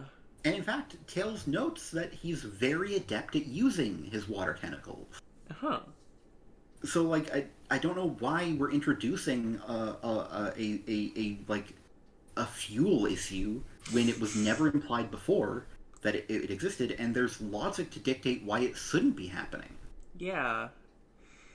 And oh man, it just feels like this so soon after, like, Eggman's like, also, I have now determined that your Tricore will run out of power now, because that's what the script needs. And now it's like, and now I've determined that your water is gonna run out now. It truly is an Ian Flynn fight finish, where the hero is on the back foot, and then now it is time to win. Yeah, and So then the it villain just, must lose. and it happens very quickly and easily, and it's like, what? And like, there was no setup, there was no satisfying resolution, there was really no way for me as a reader to predict that this would happen, because it was never implied that it was an issue. And Tails goes to Kit's pack to try and turn off Flood before Kit can go into a puddle of water and refill it, like in Super Mario Sunshine. Yeah, go. And go because you're holding down the eject button. And just kind of He's holding down the two nozzles and it goes. tickling them. And he kind of runs around a bit and makes like water kind of make a ring around him. He's like, yeah, and then he runs while doing the water, and then he slides on his belly so he's like real fast. And he's like, when he goes fast, and he wins the race. Yeah. God, Against Sato Kit. I don't even like Super Mario Sunshine, but like thinking about it briefly here has brought me to a just blissful, happy space in my mind compared to this issue. Oh, anyway, Kit frantically reaches out, saying, "No, no, no, Surge, help!" And then Tails clicks the power switch, and then Kit becomes suddenly unconscious. And Tails is worrying and hoping that this did not kill the child. Yeah. Or specifically says, "Oh man, I hope I didn't shut down any vital functions." Because you can't say kill or death. Even though this clearly looks like a backpack, and I don't know why it would be... I guess it would be linked to his nervous system so he could control it? Fucking Doc Ock over here. But, like, I don't know, you'd think you... If you were going to design him to be interfaced with it, wouldn't you make it so that it wouldn't knock him unconscious if you turned it off? Or, like, don't put in an exterior power switch? I mean, like, if you need a safeguard, just keep a remote around. Worked great for Dr. Zero. Mm-hmm. Yeah. Anyway, we cut back to... After Tails is worrying whether or not he has done a murder... accidentally, we cut back to plotline 3. Yeah, where the only plotline remaining now. Where they're where Surge is kicking Sonic and Sonic is kicking Surge, who has way too much face meat being smushed here. Yeah, big cartoony face meat. They're doing a big old cross counter kick. And Surge just fall down already, and Sonic smirks and says, "Sorry, I just don't quit."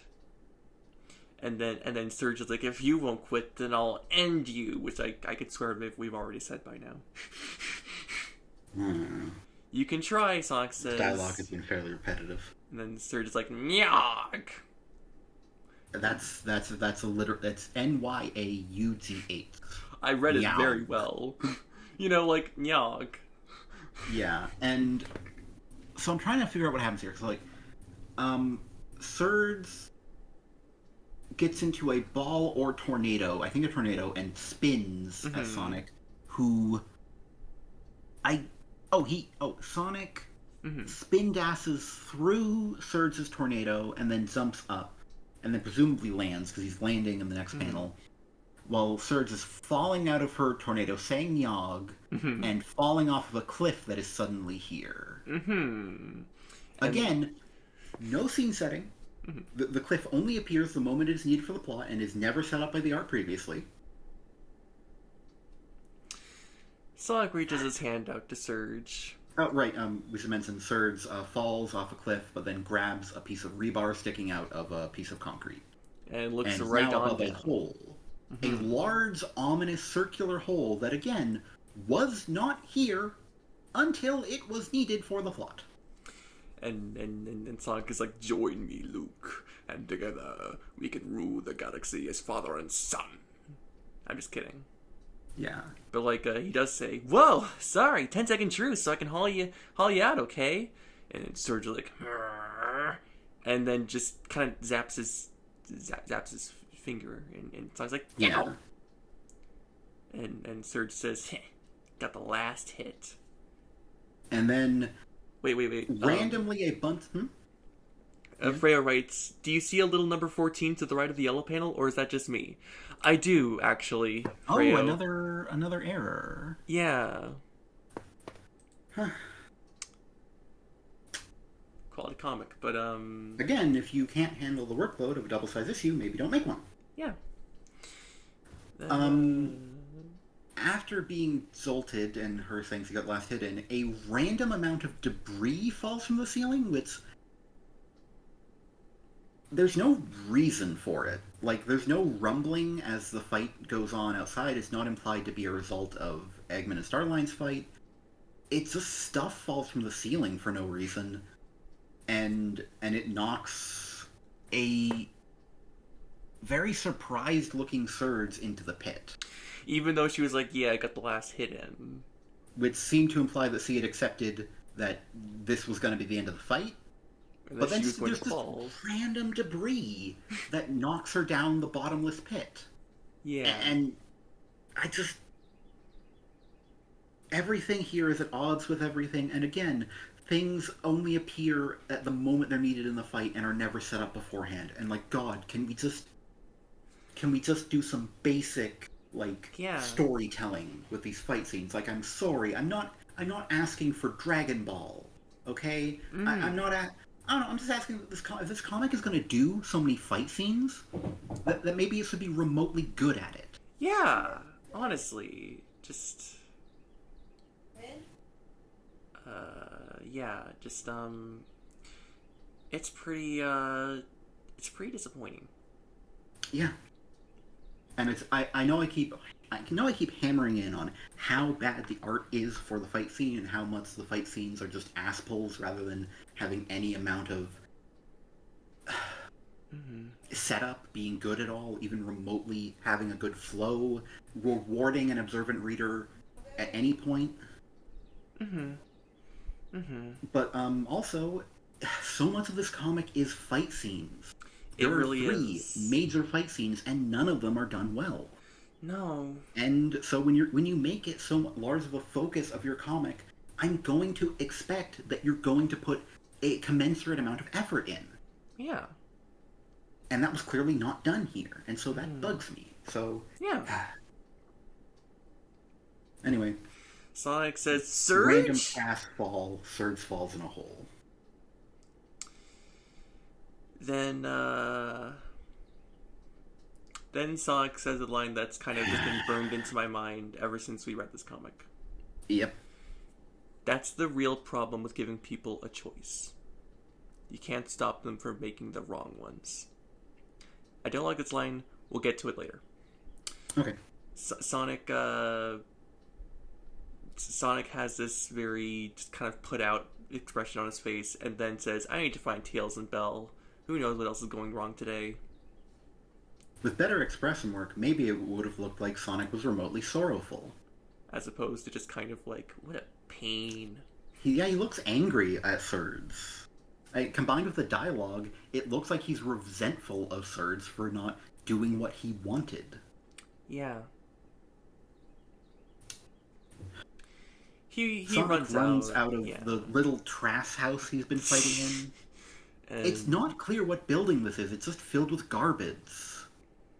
Sonic exclaims, "Tails, Bell! Ah, man! If something happened to them," and Tails arrives with unconscious Kit. He's... and tells Sonic who Kit is. Yeah, and then Sonic mentions that Surge came at him and they tussled, and then she was lost to Eggman's Nightmare City. AKA she fell down a hole. Yeah, and Tails like, wow, are you sure she won't appear in like 2 issues? And Sonic's like, no way, little bro, she's She'll gone. probably appear next issue at the very end. Let's be honest. And then Belle rides in on a piggy. Yes, he's on a little pig with a little pup motor going. Mm-hmm. I assume there's no sound effects. Yeah, she's like, oh, hey, you guys. and Tails is like, how do you keep that Badnik from attacking you? And Sonic's like, wait a minute, where's Metal Sonic? And Belle is like, I got him up and running again. He went back to Eggman, and they left. Yep. As for the Badnik, I don't know. I modified it not to attack you guys, but it was weirdly friendly to me. And even though, like, we literally went over Badnik's not attacking Belle in Test Run. Yeah. Just make such a deal out of it. Here. Yeah, honestly, I don't know why a big deal is made out of it here. It's like, Ian, did you read Test Run? We already went over that Badniks recognize Belle as one of their own. And reflexively do not attack her. Yeah. I don't know why there was this whole... Like, in fact, earlier when he was interfacing with Metal Sonic and interfacing with the code to just say it, like, was it just because it was too subtle? In test... Because it was not subtle in Test Run. Mm-hmm. Like, it was very explicit that, like, Eggman's robots identify Belle as an Eggman robot and therefore do not attack. So, and it feels like we're just going over that again, but as if we hadn't gone over it, and as if Belle didn't already know, so... Mm-hmm. Yeah.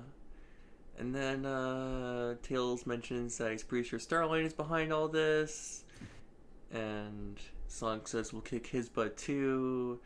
And then Belle is like, about that, as he's waving her hand dismissively for some reason, and she flashes back to the drawing wherein Starline is having a mental breakdown.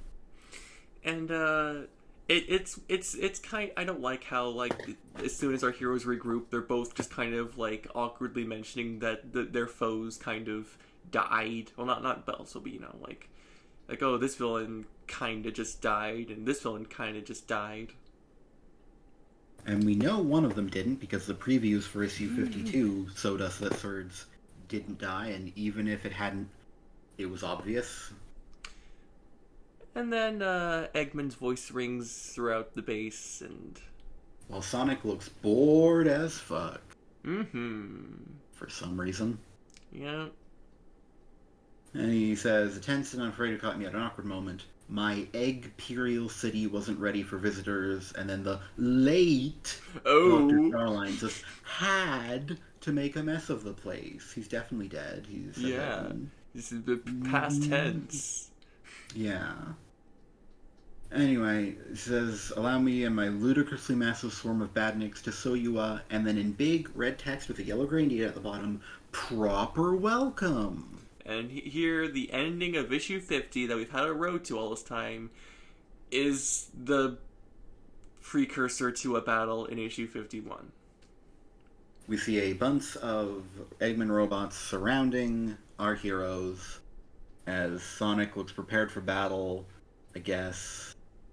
Tails looks disappointed. And Belle looks anxious a bit. That's the last page of the book. And that's it. That's just to be continued. The next month cover preview is squished into the letters page. Mm-hmm. There's an ad page for Sonic and Tails Best Buds Forever. And then at the very end, I thought I was getting punked here when I saw this, but at the very end, there's just the Sonic the Hedgehog TM logo. Mm-hmm. With the 50 logo that they've made for this whole event. And then Sonic kind of smugly pointing himself like, yeah, I did it! And I want to be clear, there is a number 50 logo with big yellow numeral 50 with a Sonic drawn by Evan Stanley, I believe, Yeah. that graces the cover of every issue here. Yeah. And also graced the Twitter of Sonic _ Hedgehog when they did a kind of Yeah. underwhelming post. Mm-hmm. This is a different drawing of Sonic on top of a gold numeral 50, and it's way worse. It's so much worse. And it's like, you had that Evan Stanley one. Why didn't you just reuse that? I can see from the Sonic _ Hedgehog post that it looks fine when you make it bigger. Yeah. So clearly it was sized enough to just go on a page. But just... I don't know why you're wasting a page on this in the first place. Yeah. Even if it was the good one you already had instead of this bad one you're using instead. But yeah, that's the end here. You might notice that nothing was resolved. Absolutely nothing.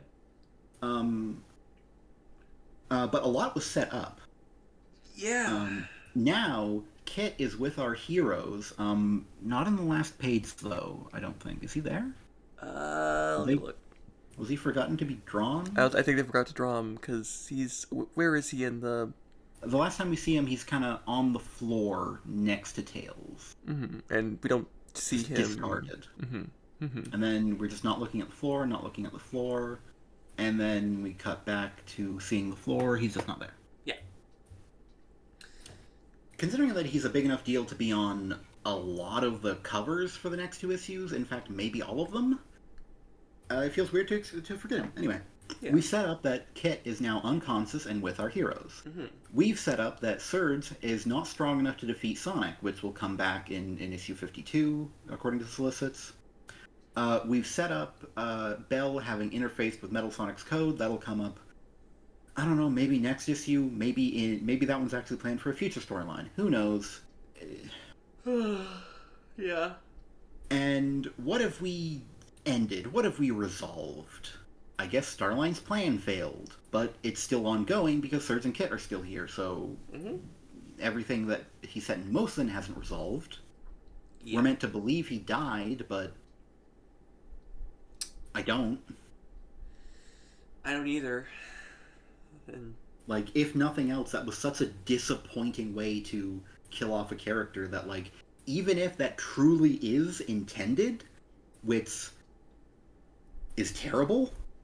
but even if that truly is intended, I feel like he'll probably be brought back just because... it's a terrible way to end the anyone character. Would need more closure. That's not enough. You need more. Also, like, there's plenty of... so here's the thing. I just want to talk about killing off characters in anything.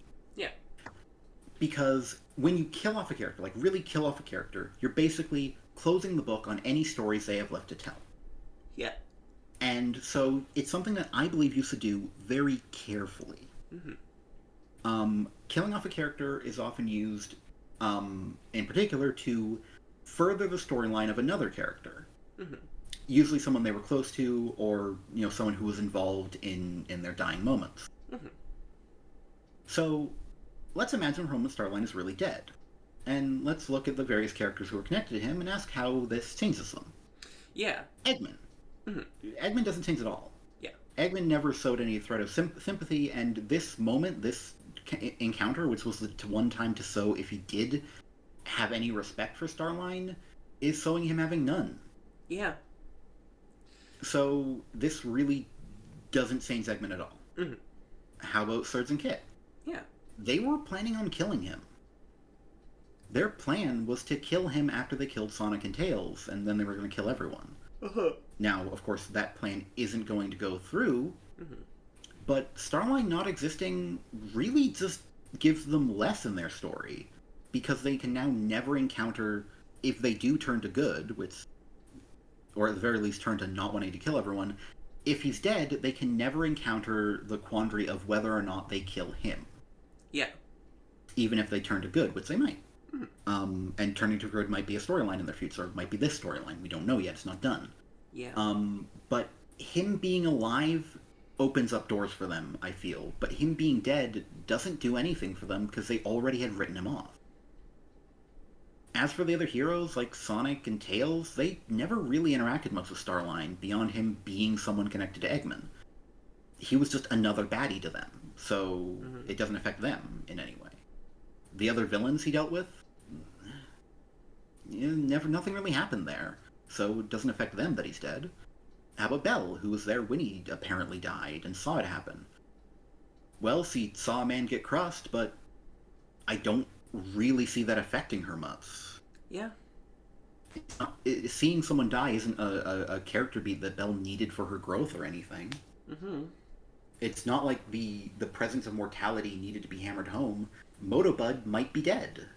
Yeah. And it's not like Belle, who is a machine, sees the difference between organic and inorganic life. Uh-huh.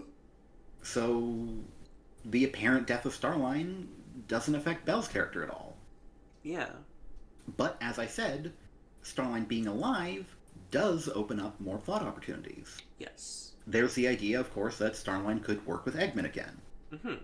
There's the idea that Starline could swear off Eggman, try to go straight, and try to work with the heroes. Mm-hmm. You know, there's the idea that he could potentially, if he did join Eggman, then that could lead to Surge and Kit joining the heroes to try and fight him, and ultimately slowly becoming better people. Yeah. Basically, there are a bunch of storylines that can happen with Starline, and none that are added by removing him from the equation. And as you bring these up, just so many storylines we could have led into here that we didn't. Mm-hmm.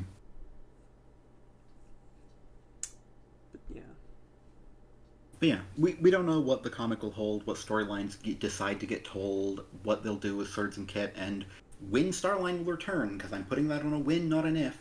Mm-hmm. But Starline dying does nothing. Because, again, as I mentioned, Starline didn't have a character arc. Mm-hmm. Starline just...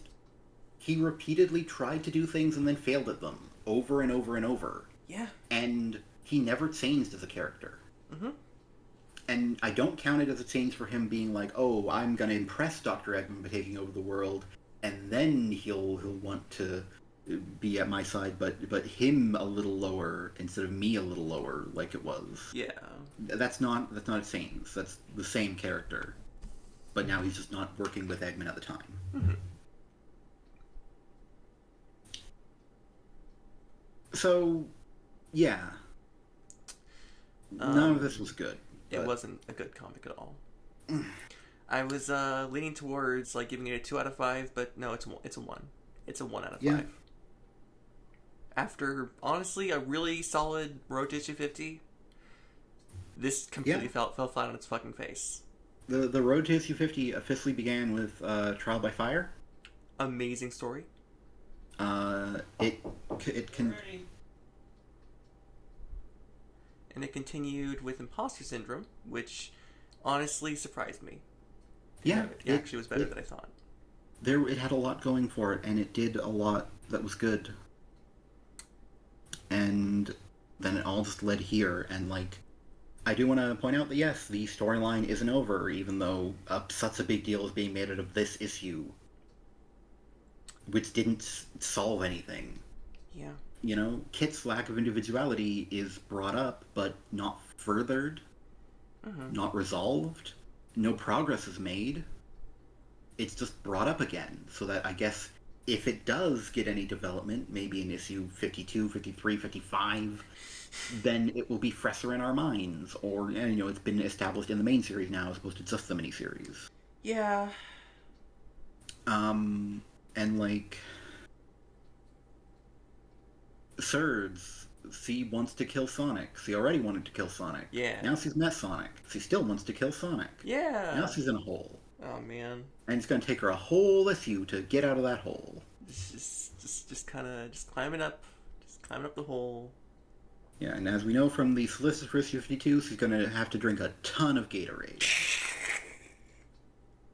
Because it's filled with electrolytes. Yeah. And that has electro in the name, and she's filled with electricity. And that's the same thing, and so that will make her very strong, and that will help the fact that Sonic is faster than her. Yeah. If she just bulks up, if she just puts all the power in her, then she can be stronger than her dad, and then she'll be able to beat up Cell. You see, if she just becomes full power Frieza Surge, then she'll be Oh man. She just has to enter her power-weighted form, get huge muscles, and then she'll be able to punch Sonic, and any one of her punches will make him a deceased person. He'll he'll But oh he'll, he'll no, be ended. He'll be now, taken out. now, now her muscles are so big she can't go fast enough to Oh end Sonic. And Sonic will be no. like, haha, don't you know Vegeta knew about that form? And this will be very embarrassed because she Oh thought she man. did something Vegeta never thought of. Yeah. But in reality, Goku thought of it too. Mm-hmm. Don't ask me who Goku is in this metaphor, it's incredibly strained. So, if I may, a lot of fuss has Yeah. been made. A lot of fuss has been made about this issue because it is once again, um, like Tangle Whispers finale and like elements of the Metal Virus arc, and like Zeddy Hunt, and now here we are belaboring the point of why doesn't Batman Sonic kill the joke Eggman or Starline or Surge? Yeah. And a For lot of some reason, the writer is really hammering home on this, which I don't know why. especially considering he's not very good at it. He's not good at doing this story beat about it. Just every time it happens, and at this point, I'm convinced that he is. We are actually on the same side, as it were, just like in not wanting killing. It's just that every Yeah. time he tackles this, it just feels like he wishes they would kill. Mm-hmm. To the point where I really thought before this that no, he really just wishes that Sonic was allowed to kill harmless amnesiac Mr. Tinker, but apparently no. This is just him very badly trying to argue this over and over, and if you're gonna do it this much, you don't actually, because you're not good at it at all. Yeah. But like, it's this has led to a lot of people just taking issue with this moral code of Sonic that didn't exist in anything before these comics. And in fact, some people, I just like to mention, some people apparently are inundating Ken Penders about this, and to which I have to say, hey, y'all, leave the guy alone. He's busy. He doesn't even read these comics. I don't know why people are complaining to him. You know, it's like I get it. It's Sonic issue 50. That's the thing he did. But like, he didn't have anything to do this time. Mm-hmm. He's working on the Lara Sue Chronicles. He's working on a website. He's recovering from COVID. Give him a break, y'all. Give him a break. Yeah. Also, Don't... stop harassing him. But like, Yeah. but you know, just like it's very confusing. But like, a lot of people have like just been like, but what if a villain does some terrible things, then they have to be stopped. The Joker will just keep killing people, and I mean, for one, fabulous pre-show for the Republican National Convention, y'all. I mean, you know, I really was not expecting y'all to all be registered Republicans over here. But like, Freya writes, anybody when they don't like something in the Sonic franchise, yes, this is all Ken Pender's doing. Very good, very good. But like, it's a very just conservative, like, why aren't we killing everybody? Yeah, and it's bad, especially with how very freedom oriented and very like Sonic as a hero is very much on what people would call the political left. Yeah, I don't put a lot of stock in political compasses but like, and the idea of a political binary, but like it's what it Sonic's about freedom. yeah, Sonic's about choice. You know? yeah, and like, it just seems like you're kind of missing the point a little bit when you just complain that Sonic isn't just killing people. Yeah, and like I honestly feel that like if it wasn't being hammered on as much, then people wouldn't have this complaint as much. Yeah, it's just It's similar. Honestly, I think it's similar to the Batman complaint. hmm, That is a complaint that people started to have about Batman specifically But it's when the comics were making that complaint, I think, is when that became such a pervasive argument. Yeah. When it became a big deal, you know, just to constantly hammer it home in every Batman comic. And Batman story in general. Like, God, not have another story. Just here's talents, write a Batman story and never mention how he doesn't kill people. Yeah. Yeah. You'll probably tell a better story. Mm-hmm. Because, to be perfectly honest, Batman has been going on long enough that we have had every potential counter argument to the idea that you shouldn't kill people plastered out Mm-hmm. by villains, by allies of Batman, by Jason Todd. Jason Todd said all of these arguments Yeah. already. Yeah. We don't need to do them anymore. We Mm-hmm. really don't. The horse is so very dead, unlike the Joker. Yeah, who is so alive. The Joker is Um, very alive, the horse is very dead, and I wish people would just stop. it just and I would like to point out because we mentioned Dragon Ball and Goku and how Goku generally, like, while he will kill if he has to, Goku kind of doesn't have to. Yeah, I do actually. Let's just bring up the most recent fully completed arc of the Dragon Ball Super manga, Yeah. which was the Galactic Patrol Prisoner arc. Yes. To bring a long story short, there was a big bad villain who was incredibly powerful, Mm-hmm. and he was doing terrible things. And basically, his plan was to eat the universe a la Galactus. Mm-hmm. He was going to eat planets alive. Mm-hmm. And Goku, upon finally unlocking his powerful enough to bring this guy down, decided to sit down with him Mm-hmm. and have a talk and ask him to not do that. And instead, why don't you just go back to that little cell they had you in, not kill people anymore, and maybe later we can fight again. Yeah. And in fairness to Goku, this has worked so many times. And it just didn't work here with Moro, who is the villain in question. Yeah. Basically, Moro was, as it turned out, the kind of morally reprehensible person who's so terrible that you just can't reason with him. Yeah. And so, in the end, Goku kills him. Mm-hmm. But the point you were making is that Goku, basically, when it was earlier on in Dragon Ball, he killed more often. Mm-hmm. But over time, Goku became stronger Mm-hmm. and more powerful. Yeah. And the first time he spared a foe was Piccolo. Mm-hmm. Specifically Piccolo the Second, Piccolo Jr. Yeah. Where he was able to beat him so soundly that he was fully capable of killing Piccolo if he wanted to, Mm-hmm. but he chose to spare him. Yeah. And I believe Piccolo rebukes that he will just come back and try to kill everyone, to which Goku responds that he'll just stop him again. Yeah. And basically, Goku is powerful enough as an individual, as a character, as a protagonist, that he can afford to take those kinds of chances because he can know that he will be able to stop a villain that he lets go free. You know? Yeah. And, like, at no point in this comic is Sonic truly threatened by Surge, I think. No. Like, He mops the floor with her. yeah, she barely gets a few licks in. And when she does, he's just like, sorry, I just don't quit. And is clearly not phased. Mm-hmm. And whenever he really tries, he just beats her. He counters her moves, he outspeeds her, he trips her up. Yeah. And, like, You know, like her last act, her last hit, is just a bit of static electricity to an outstretched hand. Mm-hmm.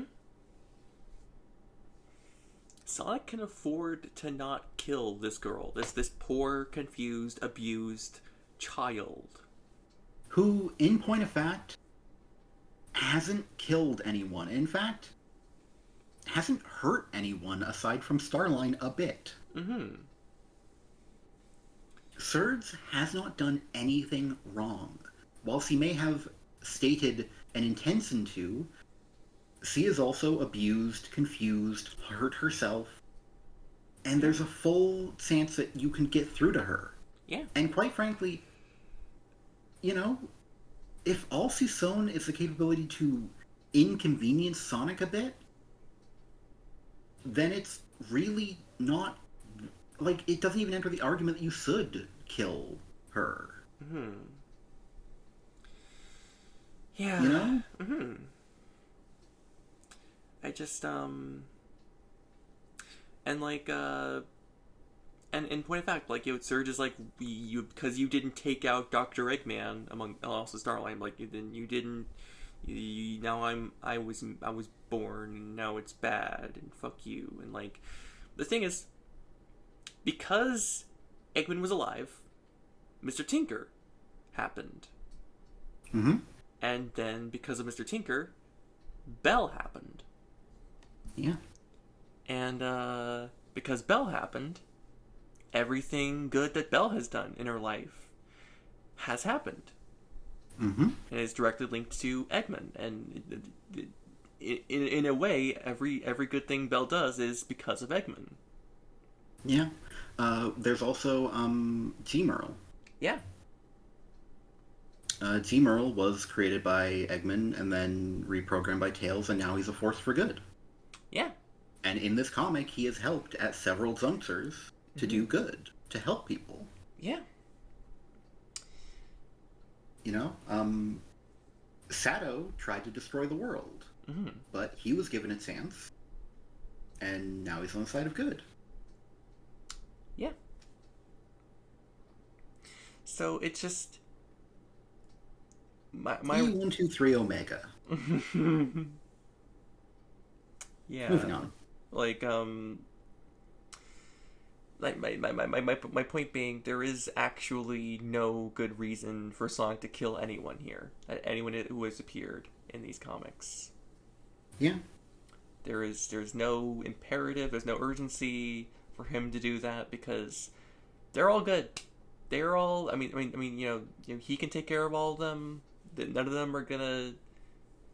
It's gonna be fine. It's not like it's not like issue 50 in Archie Sonic. Yeah. Issue 50 in Archie Sonic taking place during a war where Dr. Robotnik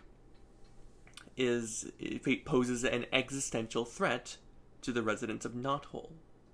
And in fact, in the climax of that story, Sonic is briefly of the mistaken opinion, as it turns out. And spoilers for a, like, 20-some-year-old comic, I believe, at this point. Yeah. But, like, he is under the mistaken impression that everyone in Knothole has died because the Ultimate Annihilator was fired on them. Yeah. And so, when he fights, you know, giving no quarter, and he fully intends to, yes, kill Robotnik. He never gets the chance, but it is his ultimate intention. Yeah, and like that's that. You know, and I can get my head around that because, well, Robotnik is intending to destroy everything Sonic has ever known. Everything he believes. Not only intending, but able. Yeah. And that's where he differs from Surge. Mm-hmm. Surge is an angry child, a powerful one, but here's the thing. Even if she kills Sonic, even if Kit kills Tails, they kill Robotnik and Starline, and she heads out on a rampage, she's gonna get stopped. Mm-hmm. Whether it's Sato, whether it's the Chaotix, whether it's the full might of the Resistance, Restoration, whatever, she can't take the world on. She's just one angry child with no planning ability.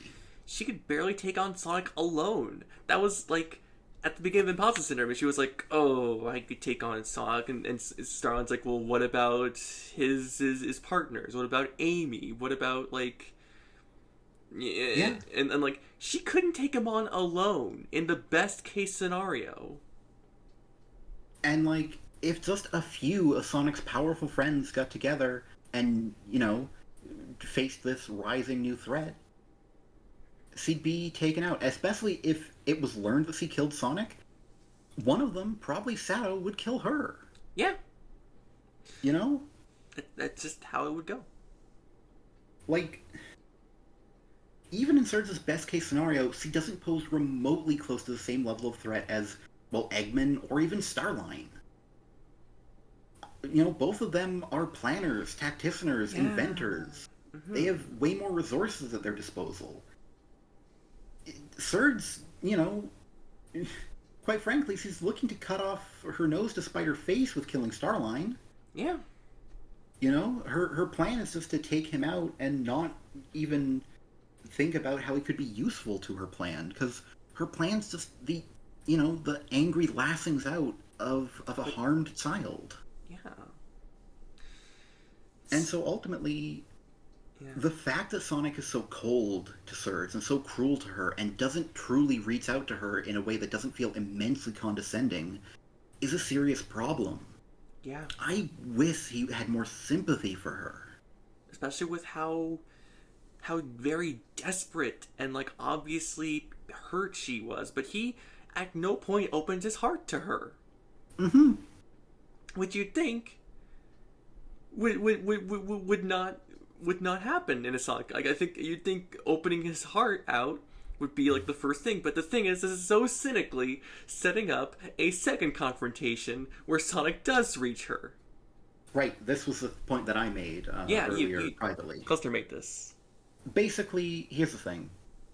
Even though this is U50, even though they've been hyping it up for a huge amount of time, we knew before this comic even came out that Surge was going to lose and then was going to return. Mm-hmm.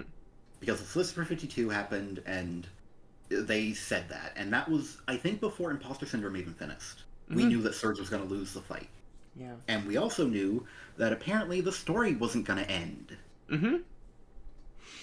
And then before this issue comes out, the Solicitor for issue 53 happened, which is basically just the Solicitor for issue 52, but again. Mm-hmm. Which is, even though Evan Stanley is going to be writing, it isn't filling me with a ton of hope. Yeah. Because the point I made is basically that if Sonic legitimately did reach out to her, then here and made a connection, then he wouldn't be able to do it in the second encounter if they do that, which we don't know if they will, but I feel like it's possible because I don't know, it's that or Surge blows up, I guess. Yeah. And quite frankly, with how much marketing they've been giving Surge and Kit, and how marketable they've made these designs, and how much they really clearly want everyone to be invested in these characters and to love these characters, I don't think they plotted up a story where she explodes and kills herself. Yeah. That would be a little silly given everything they're doing about these characters. Mm-hmm. These two very much feel like they were designed and written to be continual characters who keep going on past their initial story. Yeah. And they have a lot of potential, because you could do a lot of different things with them. So I imagine that Surge and Kit will probably, I don't know, maybe they'll split up. Maybe they'll survive together, and they'll say that Sonic will rue the day he didn't murder them. But then, Surge will simmer down a bit, and then when she returns later, she'll be on Sonic's side because of circumstances, and eventually she just develops into a friend, or maybe she'll just be kind of a villainous rival. I don't know. There's a lot of different things you could do. Besides killing her. Yeah, which is why I don't think that that'll happen, because what would that accomplish? She's made basically zero impact on the world because she's been around for all of 5 minutes in universe. Mm-hmm. But yeah, it is hard in some ways to ascertain what this scene and what this fight is meant to mean when it doesn't end the story. It doesn't. And so we're just kind of left waiting for the next chapter, which won't even come next month. It'll come in issue 52.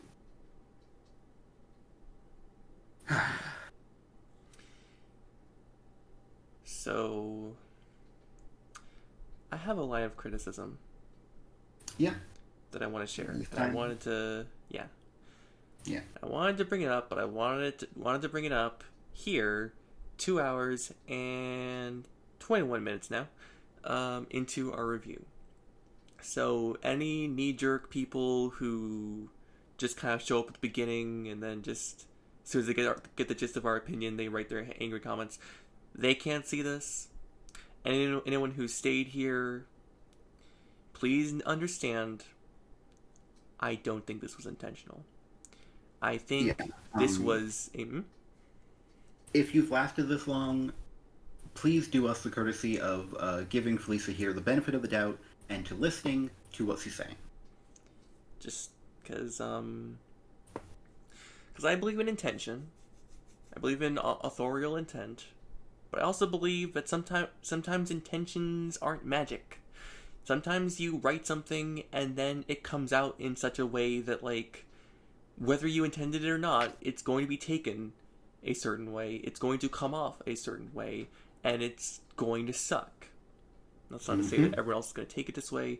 It just really left a sour taste in my mouth, and I'm really upset about it. I think it was a really big oversight on the part of the team. Yeah. I'm going to say it. On the part of the writer, Ian Flynn, on the part of the 2 editors and 1 assistant editor, that no one, looked at this and maybe thought, maybe not this. So the crux of Serge's anger towards Sonic is that Sonic didn't choose to kill in order to prevent the birth of who she is. And Sonic is shown to be very much just kind of better than her in many ways, and while choosing life, and no matter how much it might disadvantage him, because it's not the easy way. I'm kind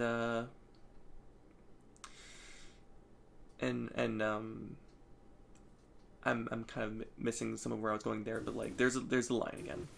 That's the real problem with giving people a choice. You can't stop them from making the wrong ones. It is a disgusting line. It is something a hero should never say. It feels like it's come right out of a villain monologue. Mm-hmm. And what it instead came after was the overturning of Roe v. Wade.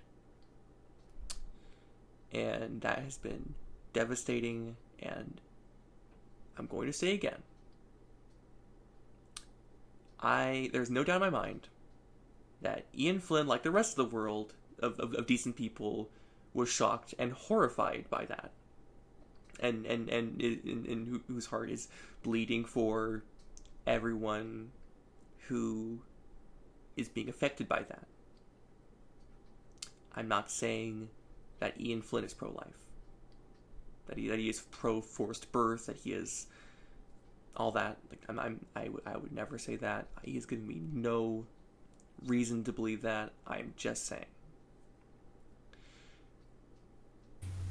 Sonic's over here choosing life with all his friends, while Serge and Kit, with their single coded gay parent, are maladjusted and broken and stuck on choosing death. And there's a real problem with giving people a choice. I don't like it. Mm-hmm. It is. Freya writes in chat, I think Ian Flynn sometimes puts too much focus on making quotable dialogue, even if it sounds unnatural or completely off-putting. I think it's definitely something he might just fall into. I think that's a fair read. Personally, I think he's just bad at dialogue, and I think he makes lines like this, like his dialogue quips and his things that are meant to be like This feels like he did not really think about what Sonic was saying, just that it sounded cool in the moment. Yeah. And I very often find that the things he tries to make sound cool in the moment don't remotely. Yeah. And in fact, many of them, not just this one, but many of them, are uncomfortable and gross.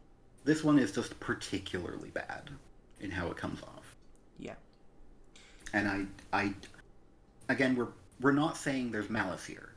No. What we're saying, and what I often say, is that there is a lack of forethought. It's reckless. Yeah. I don't think Ian Flynn puts nearly enough thought into what his words mean. I don't think he puts nearly enough thought into what the things he puts to page can come off as. I just don't think he's a very thoughtful writer, and I think that's a problem.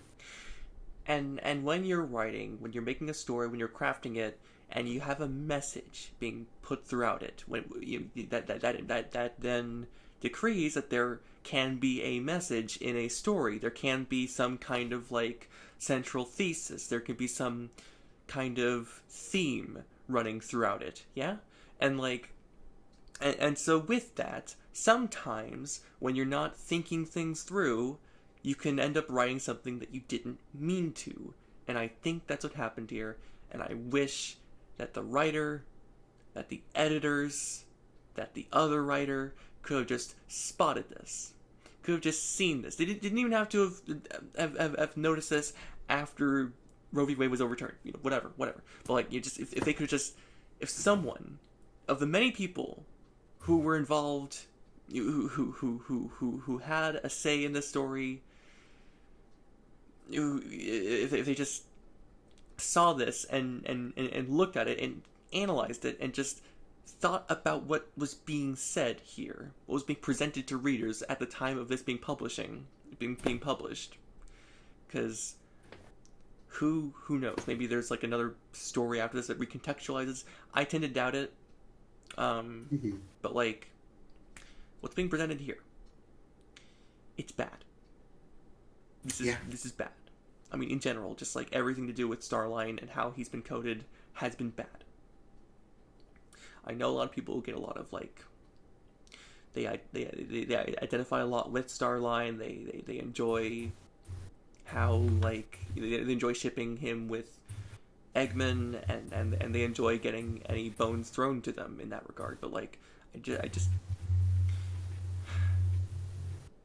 whether you mean for it to happen or not, sometimes things just you end up with messages that aren't good.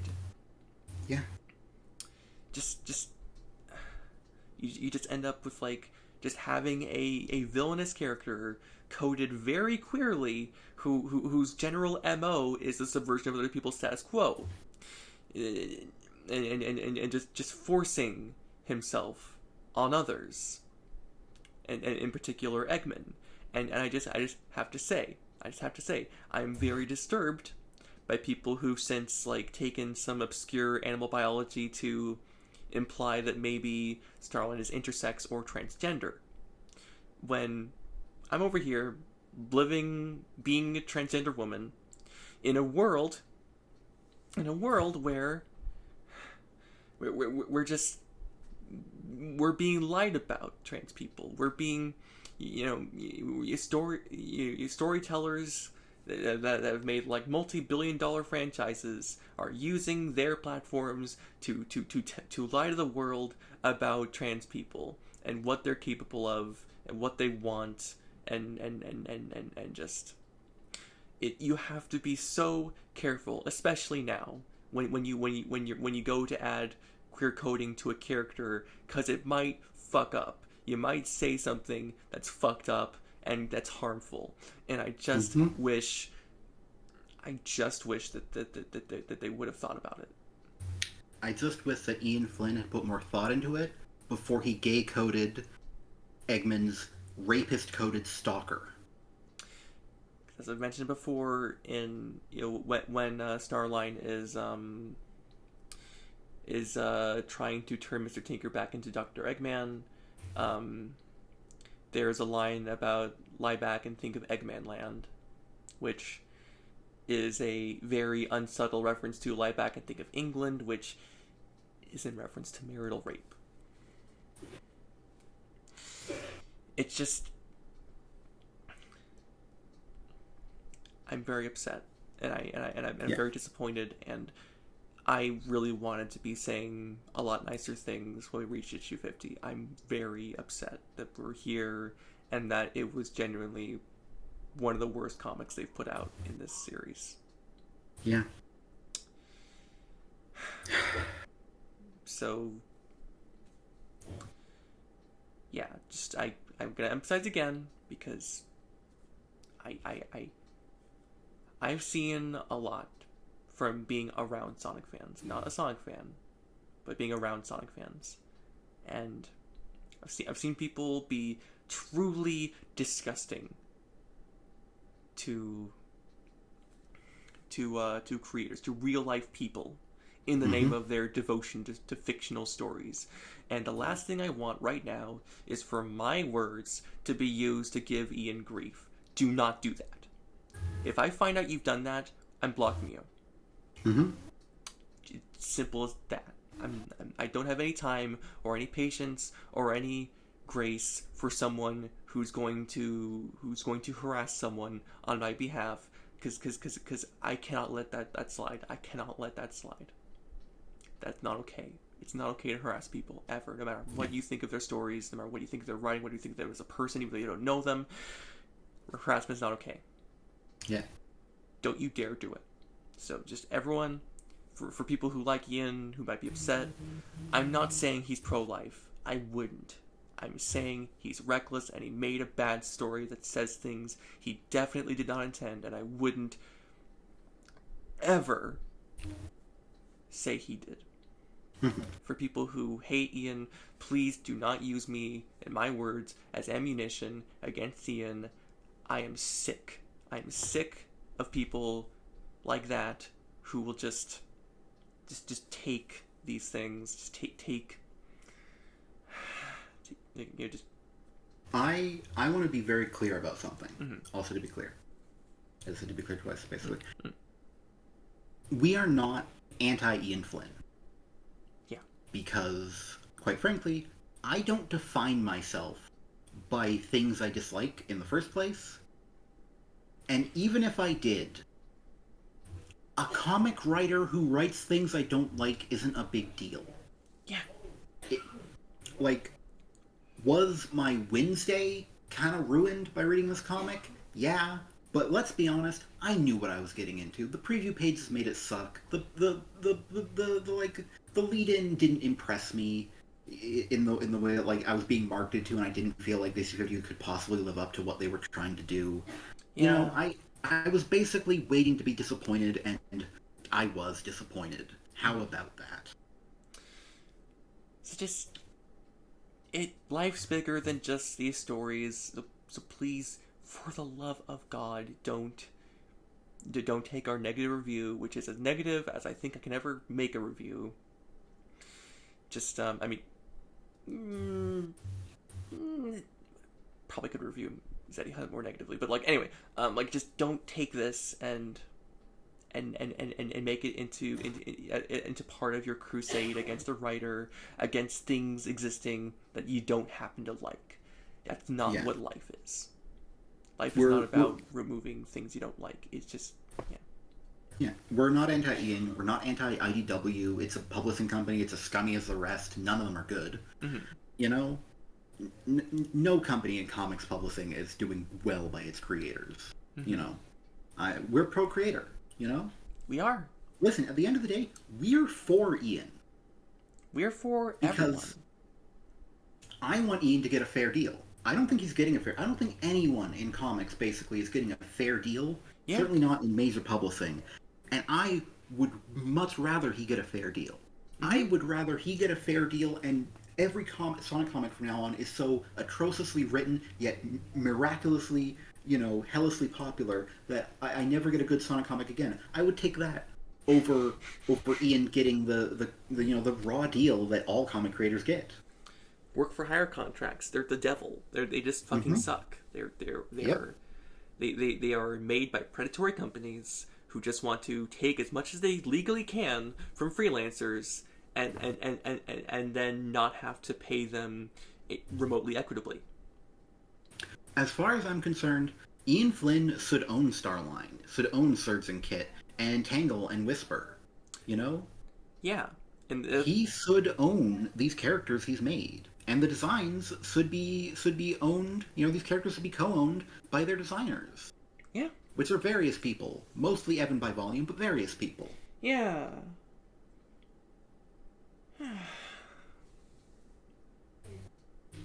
But that's not currently the world we live in. Mm-hmm. So, yeah.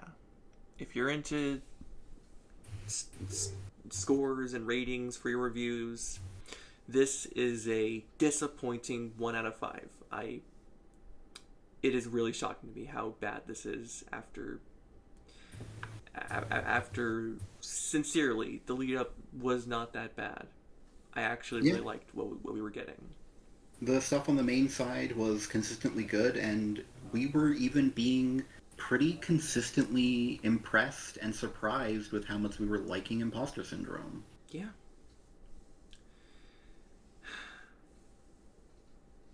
Just, so yeah. That's To mhm. to wrap up my thoughts overall on the issue, I have to say again, the art is not good. Mhm. Scenes are not set well, characters have inscrutable, difficult to read expressions. There's weird stuff in the art where I don't understand why things are set. Like, again, I mentioned it before, but Orbot lying on the ground for no reason. Mhm. The fight scene in the distance not actually showing the fight scenes, just showing flashes of light and the dialogue telling us that they can see Eggman fighting. Mhm. You know? And just things like the fight scenes are so badly done. Yeah. You know, forgive me for being a bit of a fight scene snob. Also, I just noticed, scrolling back through my digital copy here, that at the beginning of the Surge v Sonic plotline, Surge screeches in when he throws Sonic into the railing, and then in the very next panel, screeches to a second halt with the Hold on. same lightning effect. Oh man. Why? The more I look at it, the more things I find to dislike, and that's, generally that's my sign of quality or lack of quality. Is when things are really good, the more you look at them, the more you find to appreciate. When Yeah. things are really bad, the more you look at them, the more you find to criticize. Yeah. It's a pretty easy rule of thumb. I think most people would agree with. Yeah. And just and that's kind of the thing with this comic is it is just getting worse the more I look at it, and what the one saving grace seems to just be that, like, because it's so inconsequential and such a non-ending, I don't think we're going to be going back to it. I don't think we're ever going to reread this ever again after this review. I think we're going to Yeah, close this book and never open the book again. yeah. I remember I was actually going to say that very same thing. Is that I've been considering over the weekend even opening the review on that, but yeah. That's been a review of Imposter Syndrome. No, Um, not Imposter. Ah, God. yeah, but moving past the art, which I've gone on Sorry, about a sorry. lot, Yeah, yeah. I do also want to talk about the dialogue, which overall isn't very good. A lot of it is very blunt, as Mm-hmm. Ian's dialogue often is. There's not a lot of subtlety anywhere. Some of this stuff is just going over things that previous comics did better, like Belle not being viewed as an enemy by bad. We did that. We did.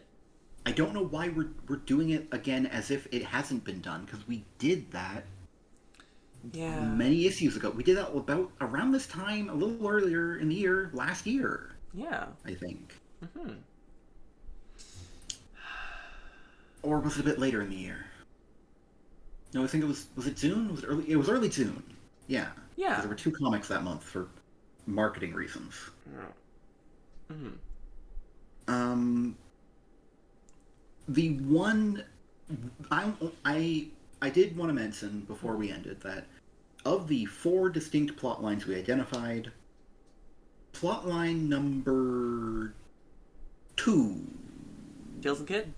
Tails and Kit, um, kind of works, Mm-hmm. except for the fact that it doesn't really go anywhere. Yeah. Like, there's a through line that happens. Tails tries to reach out. He mostly succeeds, but then says the wrong thing, and that ruins at the end. Like, that's a pretty decent arc. And then it's just an ass pull of, and now he runs out of water. Mm-hmm. And now Tails can hit the off switch. Yep. And I guess future issues will determine whether or not that was worth anything, because we don't end this plot line. We just kind of put it on the shelf for now, and we wait for more Kit shenanigans in the future to determine what's going on with Kit's character. Yeah. Much like how Surge falls in a hole, and we wait for more Surge shenanigans to see where her character goes in the future. Yeah.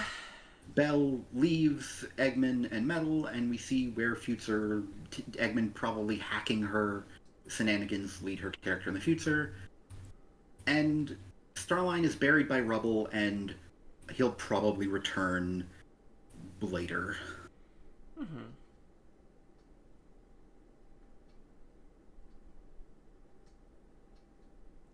So, yeah. That's a big problem, is that, like, this was built up, kind of. Mm-hmm.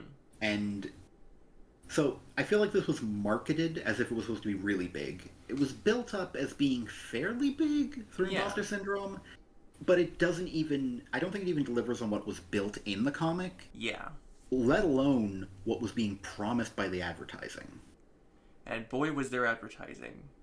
They were saying issue 50 is coming throughout all of the Imposter Syndrome covers in the little corner there. They were saying it's the road to issue 50 is here on all the solicits for the main issues leading up to this since Trial by Fire. You know? And, you know, Trial by Fire, that was a wonderful story that also included some tie-ins for Imposter Syndrome. It had, like, Surgeon Kid actually started the fire, and it wasn't anyone having to do with this story. And then issue 48 was the Chaotix, another good issue, but the Chaotix just investigating Surgeon Kit in their actions, but then it leads them to a different trail. And then issue 49 has some decent build up to this. It just feels like we've sacrificed so much, just so much of his comic, almost a year of his comic. Mm-hmm. For this? The thing is, even if the storyline, when it ends in 57, 59, whenever it goddamn ends, even if the storyline somehow ends satisfyingly, this is still going to feel like a waste because this was nothing. This shouldn't have been a double-size issue. This shouldn't have had so much build-up. It was issue 25 again. Yeah. Because issue 25 was just another part of the Metal Virus arc. Yeah. The Zeddy showed up in that one, and Starline got thrown into a hole in that one. Somebody getting thrown out of the comic. Mm-hmm. Starline getting picked up by his limb and thrown somewhere, and now he's definitely gone, and we won't be seeing him again. Yeah. Except we did. Mm-hmm. And we probably will again here. Yeah.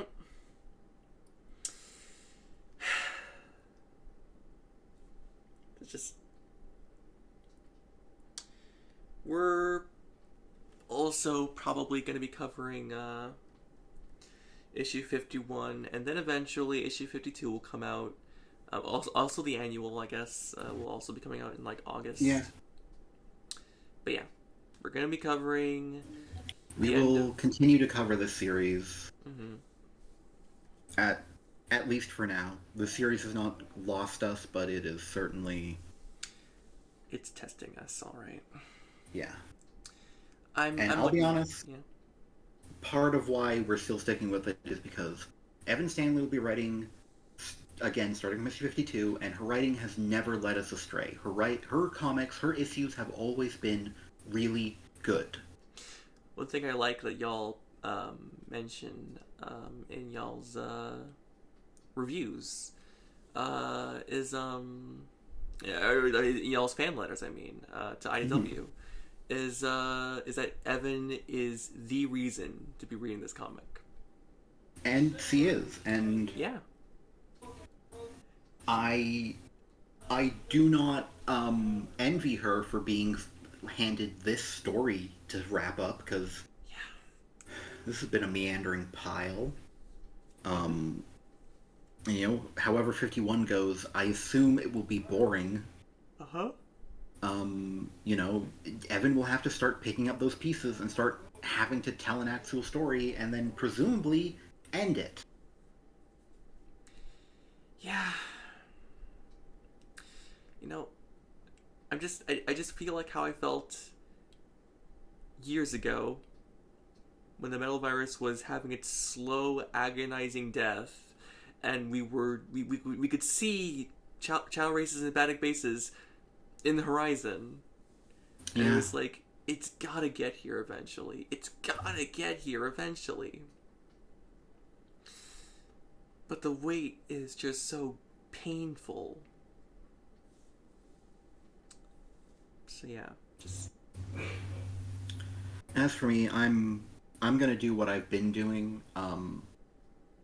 basically ever since Imposter Syndrome 4 comes out, which is not anticipating the next issue, because I honestly wasn't anticipating 50. I hadn't been anticipating 50 ever since a year ago when I was told to anticipate the road, which was then a countdown and then a road again.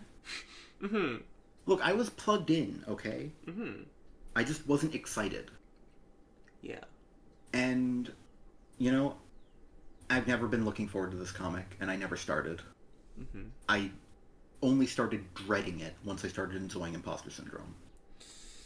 Yeah. And when Imposter Syndrome ended, I just kind of forgot about it. Mm-hmm. I spent nearly 2 months, because Imposter Syndrome finished at the beginning of now 2 months ago.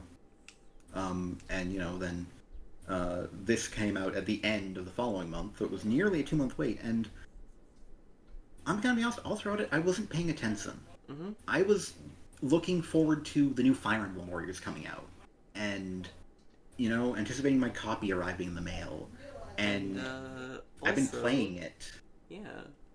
And honestly, I've been having a good time. I've been having fun with things in my life that aren't Sonic, because right now the Sonic that's coming out hasn't been impressing me. Yeah. But also, Sonic Frontiers news happened, and I've been looking forward to that game. Mm-hmm. And that game's probably going to be fun. I'm not looking forward to how the story might be at this point.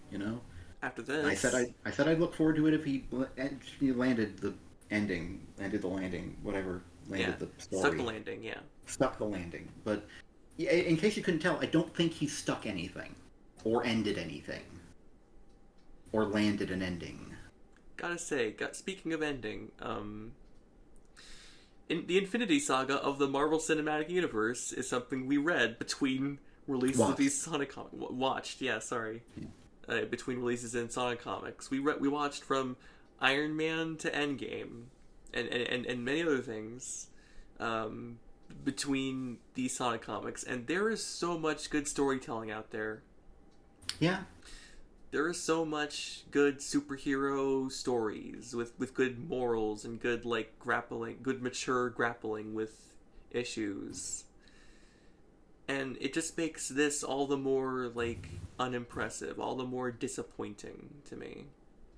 Yeah. The majority of the movies that we watched while watching through the MCU in between Imposter Syndrome 4 and this issue, the majority of them were not to the quality of 2008's The Incredible Hulk. Mm-hmm.